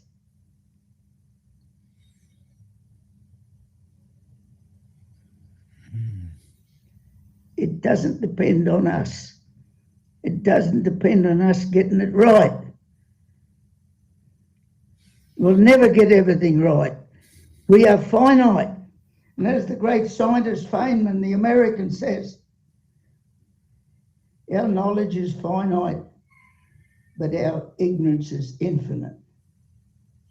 We're not going to be saved. We're not going to reach our destination God has planned for us by our right thinking about God. Our destiny is based on what God thinks of us. And if God is love, and love is eternal, and love never fails, then he who is loved by God will never cease to exist. That is a very good point, and I think one that can draw all the Maloo and the multiple conversations back into one. I mean, surely all our enemies, they can sit back there and say, poor old Bob is really confused. He spent 70 years trying to work out God, and I've never worked him out. He spent 70 years and now he's more confused than ever. What hope is he for him? Well, you can say Bob's destiny is not dependent on what Bob thinks about God. Yeah. God is bigger. I want to tell you, God is a lot bigger and better than that. And that's the teaching of Jesus. Yes. Boy, that's a fantastic point to raise. That is the teaching of Jesus. God is bigger than us. Joy Traveller writes, it's true, it doesn't depend on us getting it right. And I think as a group of... Beautiful. It doesn't depend on us getting it right. Yeah. Don't get too overwhelmed by it. Just listen to that saying. That's a beautiful saying. And I think what a great opportunity for this group of people claiming to be Christians that are watching today. I'd say 95% are. What a beautiful opportunity to put aside the tendency to, as you said earlier, elevate people or destroy people, to polarize. What a beautiful opportunity this is to listen to what Bob Brinsmead has said, a human that has brought incredible amount of thinking right through the whole gamut range realm of his life. And yes, at every point, Bob, you've created a massive amount of kind of thought and opposition, but ultimately, what a great opportunity to go, okay, we've had these thoughts, we've had this conversation, and to conclude that it doesn't depend on us getting it right. It depends on, as you said earlier, just don't remember how you phrased it, not how we interpret or love God, but God's love of us. Yes. And the common ground, again, which I've often said, is the teachings of Jesus need to be the source, beginning point of everyone watching today, their journey. And I would hope that those who are feeling that, you've lost the plot or whatever, that they can go, this is an opportunity to actually be the Christians we all claim to be, by loving our enemies, accepting those with polarizing views, not attacking people, no ad hominem attack. You must look at the content. Love the differing other. That's what it means. Embrace the differing other. Yes. Can you say that again? It just cut out. It means to love, to embrace the differing other. I love that. To love and embrace the differing other. Yes. Otherwise, we're caught up in what is called tribalism. Loving those who love you, loving those who agree. Well, he said, if you only love those who love you and you agree with those who agree with you. Yeah. Jesus said, what virtue is in that? Why, even the old Pharisees and the sinners do that much. Yeah. No, I love that. Love and embrace your differing other. I'm going to bring that up on the screen. Is that a quote of yours, or have you got that from somewhere? Love and embrace your differing other. I don't know. I might have got it from somewhere. I don't know. Yeah. Still, it's in my thought. Yeah. But, I hope that's the essence. I say the differing others because I'm aware of all the fights that go on in Christian churches. Mm. I mean, when I think of all the controversies of the church, you think of the controversy between Calvinism and Arminianism. Oh, what a fight. And you have the controversies over Christology and over soteriology and over eschatology and over Sabbatarianism and non-Sabbatarianism and eating and drinking and so on. And then you think of all the bones scattered over the hills of Christendom. Mm. And I say, where is the Spirit of Jesus in any of that? Exactly. And Rose Power writes, if I throw the Bible out, where do I learn about Jesus? No one is saying throw the Bible out. No. Bob is saying, and gave examples of where to find the Jesus of the Bible. I think we're just talking about the source, ground zero, starting point. Sir Nilo writes, that's the parable of the Good Samaritan. We're talking about the teaching of Jesus. It might be disturbing for me to say that, if I know the teachings of, I've searched what Jewish Christians taught, and they claim they got it directly from Jesus, but Jewish Christians read the Bible critically. Their Bible was the Old Testament. They didn't accept everything in the Old Testament. They took some of those gruesome, very embarrassing passages. A person's not embarrassed by it. I don't know why. But there's some terrible, terrible, violent stuff, especially in the book of Joshua, and command to go out and kill babies and kill people and don't have any pity on them. Just do it, you know.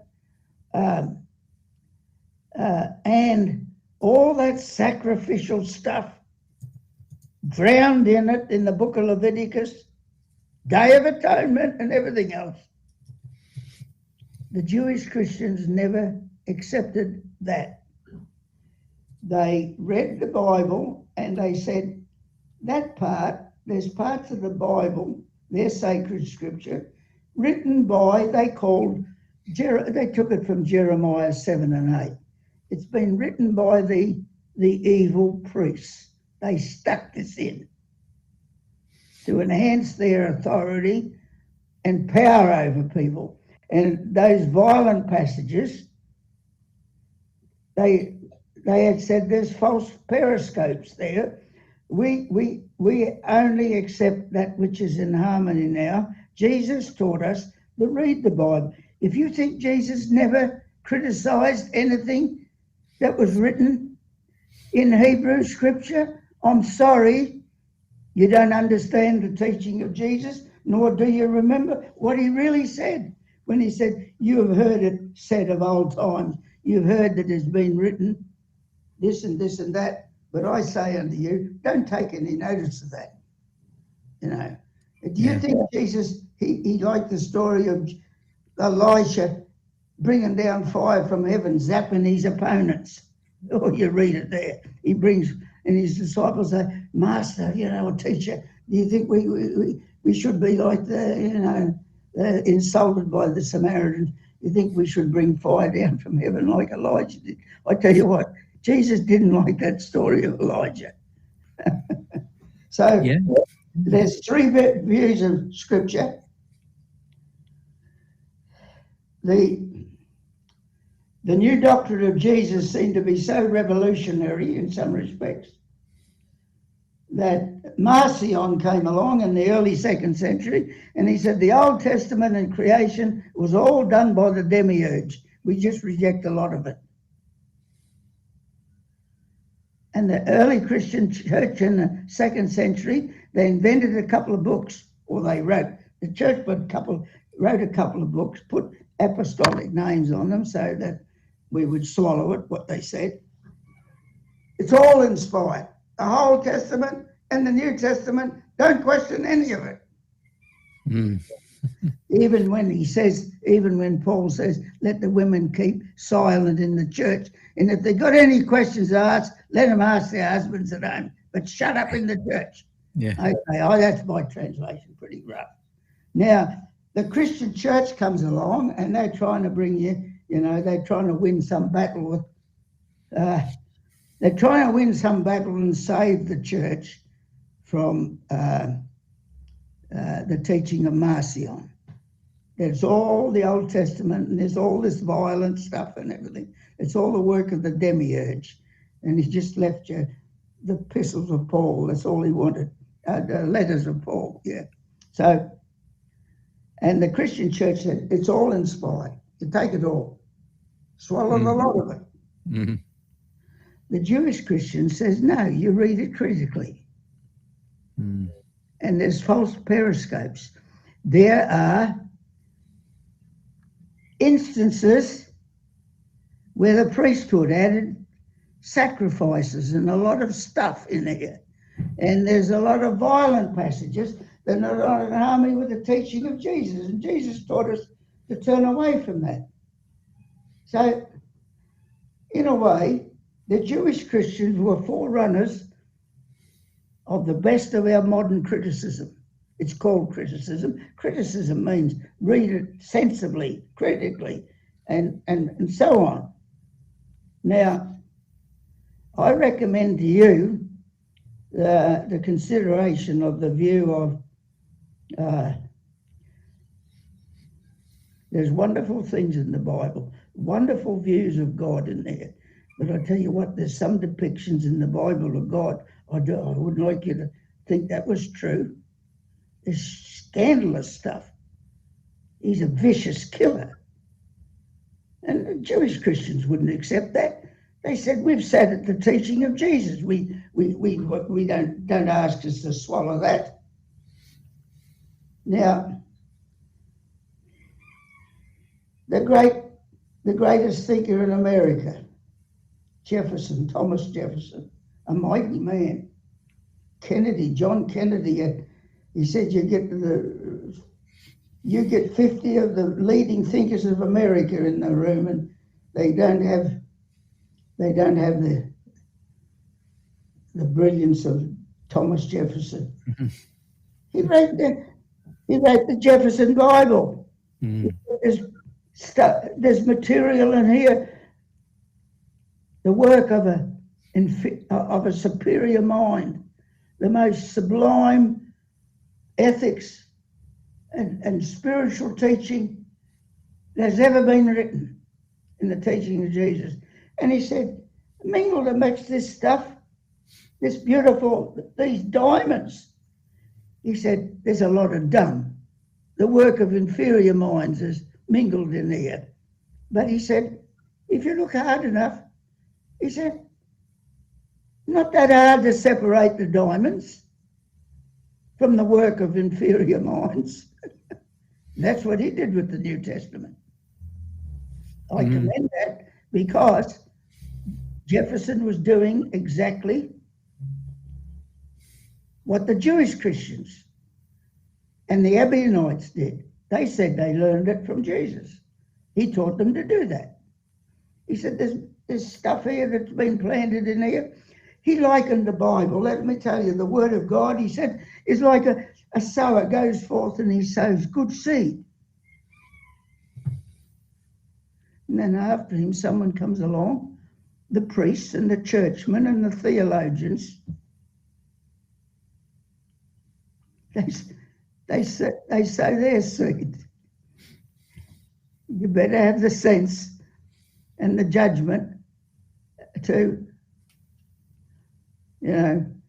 prove all things and hold fast. I'll quote you, Paul, now. Prove all things and hold fast to that which is good. Just don't. Otherwise, you do this circle. There's obvious flat contradictions in the Bible. That this author is against this author and he's trying to correct that author.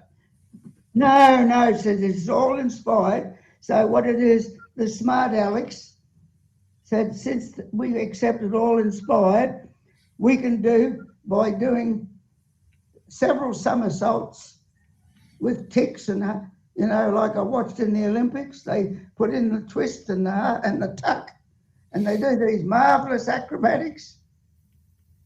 So the smart people are those who can take the book of James, which just flat out says you're justified by works, and of course by doing all sorts of somersaults.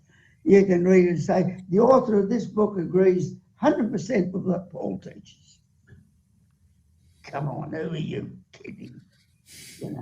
Or the book of Matthew gives the birth story of how Jesus was born and he escapes Herod by being taken down into Egypt. And he gives a genealogy, and Luke does it. He has him born 10 years later than Jesus. He has him born. It's all that there. And he has a peaceful scene of peace and goodwill. No rage of Herod trying to kill the child. And they take the kid, they take the baby up to Jerusalem, and it's all peace and harmony. And it can't. Anybody, what planet are they living in that take two contradictory views that are mutually exclusive of the birth of Jesus, of the nativity stories. They're all legends anyway. The scholars now prove they're legends. They're invented. But doesn't matter. You can believe one if you like. But don't tell me you believe Matthew and also believe Luke. It's impossible. So I can give you illustrations from the Old Testament, so and so. What are you going to do? And if you're going to be a man of the Enlightenment and accept things on the evidence, you know, and you don't accept any authority to prove something, you know, or you don't prove it on the basis of who said it or how many people said it. You look at the evidence, you examine it. So And that's in Scripture. That's what this conversation is in motion. It's like you're called to question. Even Ellen White calls to question all things. She says, agitate, agitate, agitate. So we are called to question and not just believe everything hook, line and sinker. And here's the opportunity, those watching. We are doing that. We are questioning. And so when we do what we're called to do, we hope to have dialogue that brings us new insights. We don't have to believe everything everyone says, but it gives us the opportunity to have new insights, garner new truths, open our eyes to different things, looking at different perspectives, while giving us that opportunity to love one another, to accept one another. And I just think that this particular group, SDA Q&A, has got such an opportunity to galvanize as a group of people that we love and embrace our differing others. And as Bob just said, you're literally called to question and not just follow like a blind sheep. Christ taught that. So while you question and you publicly have these dialogues and you bring into play questions that seem like, what on earth's going on? At least you are having a dialogue that I believe can only lead to understanding the whole of this a lot better.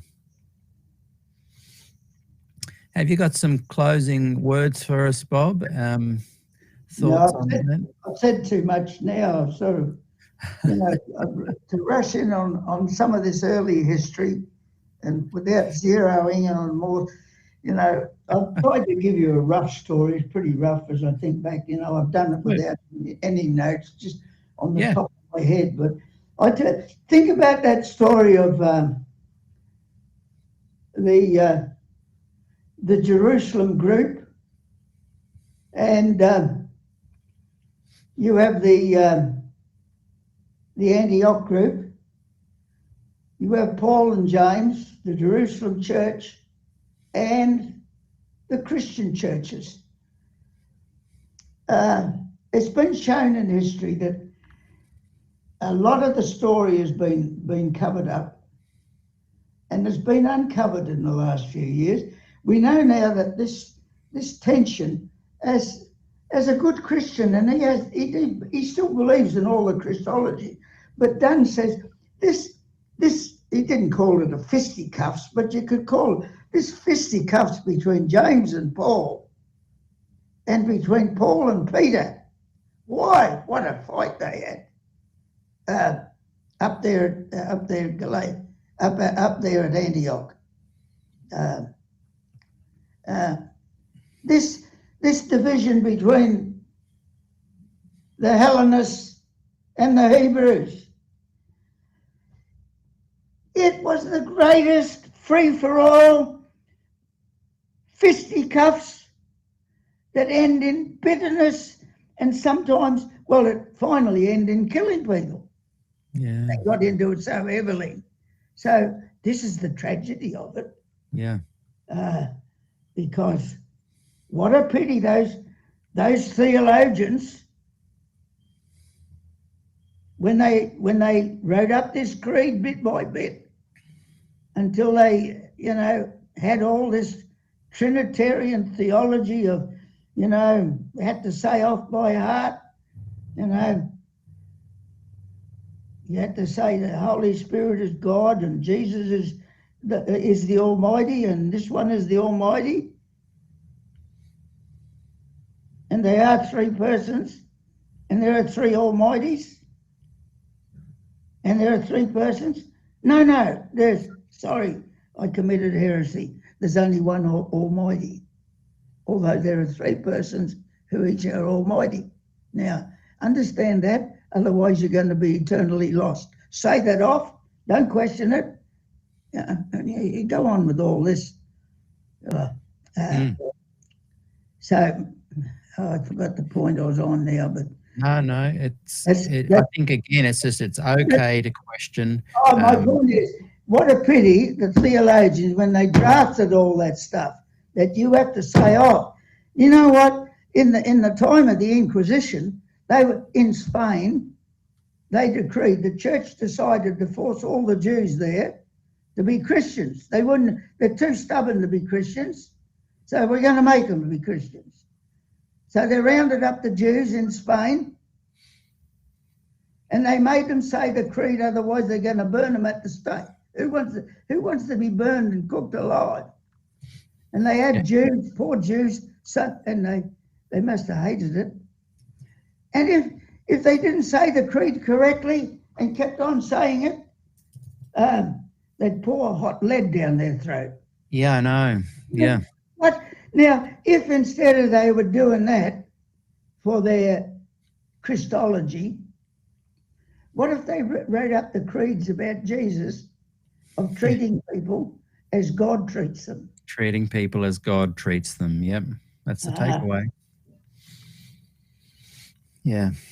And Moto Sapien writes, and this is where the nuances come in, and we'll leave it after this one. Bob has said to stick to the Gospels, but then says they're contradicting and untrustworthy. I don't think Bob said any of that. I think Bob is saying within the Bible and within the Gospels, you will find error, and you will find some things that you may not want to rely on.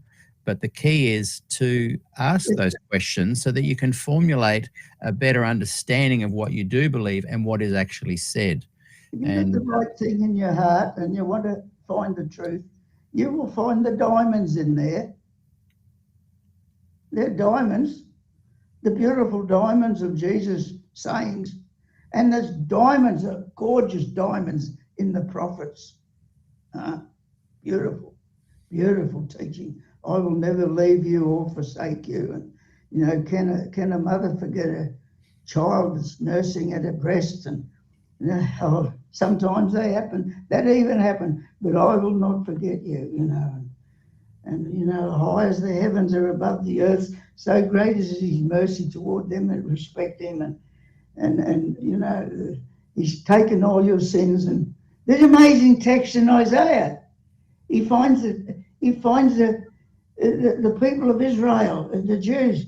He calls the city of Jerusalem a harlot, and all the stuff that's going on there. And he goes on and on and on.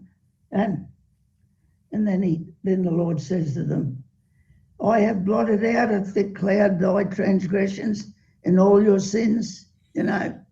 And he gives them these promises. Then he says, because I've done this, now return to me. He didn't say, return to me and I'll forgive you and I'll blot out your sins. Now, before you ask, before you call, I will answer. I've spread out the table. I declare an amnesty. All is forgiven. While they're still rebellious. Now, that's really something. And Jesus too on the cross. Father, forgive these. You know, they were killing him, for goodness sake. They were murdering him. They were angry about it. They were mean. They were making it hurt as much as possible. Father, forgive them, for they know. He forgave them while they're still doing it, for God's sake. I mean, these are things, these are gems. These are stuff we can. I love the thought.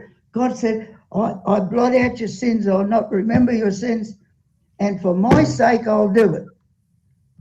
That's an astonishing thing. God says, I'm going to forgive you, and I do forgive you. I'm not going to remember the things you've done. I'm going to cast them all into the depths of the sea.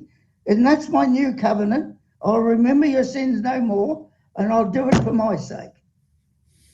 God doesn't want to be kept in a bad mood about the things we're failing.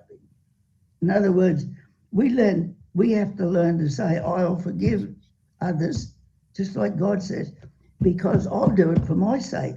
In other words, if I don't forgive, if I bear a grudge against something because he's done something to me, I can keep that grudge, but I can't hurt that person by me drinking poison. By keeping a grudge, I'm keeping poison in my body, in my whole psyche and everything. Do what God does. Even God says, I'll forgive and forget. I'll do it for my sake. Can you think of God getting in a bad mood? Because he's not going to do it. He doesn't want to keep his anger forever. I'll do it for my sake. I'll forgive. That's what we have to be like. They're beautiful, beautiful jewels there, scattered all through Holy Scripture. And make no mistake, I believe in Holy Scripture. But I live in an age, it's the age of enlightenment, and I don't believe in bodies flying off into outer space to get to heaven and any of that stuff. Because it's like, you can take it as a nice story of, the chariot of God comes down, swing low, sweet chariot, and someone goes to heaven in a chariot. I tell you what, after we know how big this universe is, how much time and how big space is, and we have billions of space, we have billions of great system out there as big as bigger than our Milky Way, and there's billions of other Milky Ways, big as Milky Ways. I tell you what, if someone, whether it's the Catholic teaching of Mary going to heaven, bodily taken up to heaven, I tell you what, she hasn't gone too far in 2,000 years, have you? You haven't even got to just the first step in outer space. Outer space, you don't get too far in 2,000, 3,000 years. That's nothing.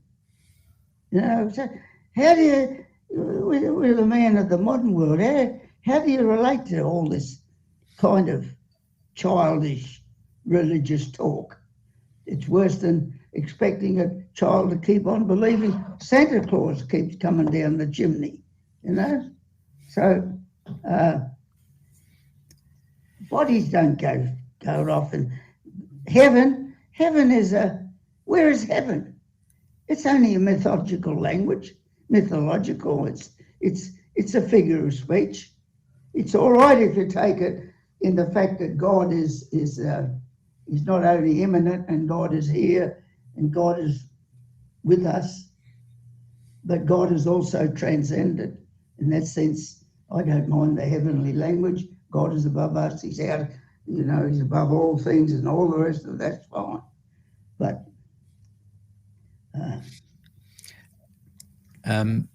we'll make this the last one, and then I want a little side question, and then we're going to head off until next time.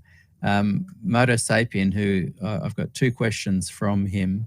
One is on to what we're talking about, and one is different back to the early era of Adventism when you were around. Just as I know, this is Moto Sapien's keen to know the answer to this other one. And also, I hope by today we're also realizing this is not about attacking people's beliefs. This is about helping you become even stronger in your beliefs. This conversation doesn't lead you down a path. It lets you choose your path with more substance. God is big enough to not be worried about your wrong opinion. If that's going to put me offside with God having some wrong opinion, well, I got a pretty small God, haven't I? Yeah, exactly. Yeah. And Moto Sapien asks, kind of in line with that, then who determines what is truth and what is error? That's a very good question, and that's That's the challenge to Jesus. When they came to Jesus and said, by what authority are you saying these things? And give us a sign that what you're saying is, is on the ball, as it were. What's your authority? If you look at it carefully, you'll find as Jesus said, the authority of what is said. This is what he virtually says, if you examine it. The authority of what is said is in what is said.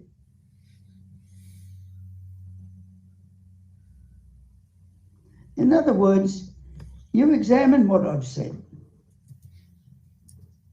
and you can decide whether or not that is self-evidently true by all the evidence that you can think of, and find out that you practice it especially. Yeah. You'll find out that what the truth of what is said. If I say something, you can't say, well, I won't accept that because Brinsmead said it. Mm. Well, that's a lot of hogwash to say that. That's an ad hominem argument. You're going to decide the thing, or you can't even say, this is the truth because Jesus said it. I can come back to you and say, we don't have a record of what Jesus said. I mean, we only have what others said he said. You can't, no such thing as going directly and say, oh, I can prove that Jesus said this. We can't prove any such thing.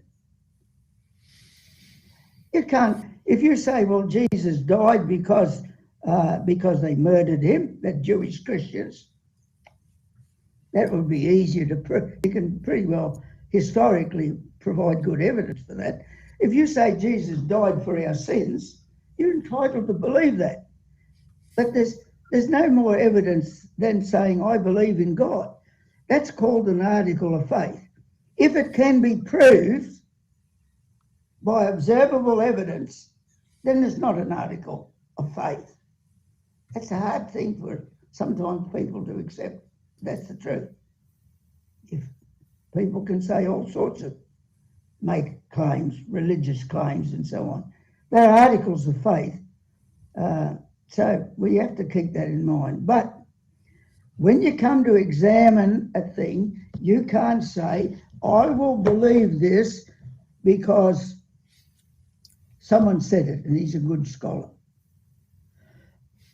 That doesn't work, whether it's in science or religion. I'll believe this or disbelieve this because Brinsmead said it. I believe this because you can't prove it on the basis of who said it. You can't prove it, say, well, everybody knows this, they ought to know it, and this is by popular vote, this is the consensus of all the scholars. Well, sometimes I appeal to the consensus of scholars, but that's not proof of it. Or I'll prove this, I believe this, because it's on the authority of, well, what do you want what authority do you want? I don't care whether you say the Bible, the church. It's not true I mean, you can find some terrible things in the Bible that people wouldn't follow. You'd be crazy if you did what it said in some places or treated people like that. No. The truth of what is said is only by examining what is said. Yeah, that's a very good point. You need to use your God-given brain and examine. We're not created to just go, oh, Bob said it, we don't agree, we hate him, or that's not right. You just explore it. Don't be scared to examine this stuff yourself without judgment to Bob or anyone else. Just go, okay, do I want to look at that or not? Have I learned something? Will I learn something? And examine it for yourself. Hey, we're going to leave it there, Bob. One quick question from Moto Sapien. you'll remember the well-known Adventist Graham Maxwell. Do you recall him at all? Yes, I do. Moto Sapien was just wondering if you could share some thoughts on Graham Maxwell. Well, I have an interesting story with Graham Maxwell. I talked to him once. I met him. He was a very nice fellow, and he was a good student. And I got to studying Jewish Christianity. That's where, you know, I learned a lot by studying the whole history of Jew. I've lost count of how many books I've read on the whole history of Jewish Christianity. And then I could say I was convinced that I wrote much of what I wrote in Sabbatarianism Re-Examined is based on some of my research, not all of my arguments, on what I found about Jewish Christianity and Gentile Christianity. Then when I first took a position of anti-Sabbatarianism on the basis of my research, my brother John, at first, he hadn't been keeping up on, you know, he wasn't, he was too busy doing this and that, and he had his life to live and his family to look after. He hadn't studied some of the literature, and and he was very upset with me. We're still together, but we exchanged views and so on. So he wanted to read stuff and convince him, have a look. And one of the big, I had a big manuscript on Sabbatarianism, on the Sabbath question and in the early church and the argument of the church fathers in support of the Sabbath. It was written by Graham Maxwell. Mervyn Maxwell. Which one am I? I may be mixed up. He was a Max from Andrews University. That's the Maxwell I met. Yeah, Dr. A. Graham Maxwell. That'd be it. Yeah. Maybe, yeah. Um, I think that's the Maxwell. just Moto Sapien. Are we talking about the right one? But he wrote a big manuscript. It was at least 400 pages on a collection of statements from the church fathers and so on and so on, to give information on Sabbatarianism. And he's a man who keeps Sabbath. I gave it to my brother John to read. It was in my library, so John grabbed this and said, well, I'll get some good information out of this to straighten Bob up. When John read the manuscript,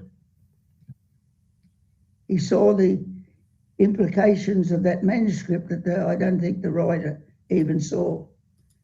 It convinced him that Sabbatarianism was not a position that one could take historically. So that's his manuscript, and he wrote it for one reason and convinced John the opposite direction by reading it. That's what I remember was interesting about Maxwell's paper.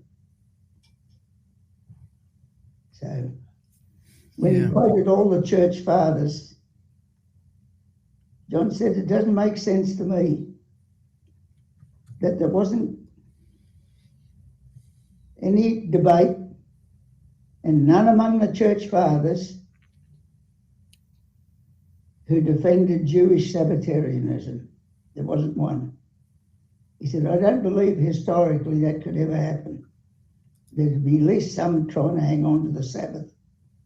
And he's not one. He hadn't produced one.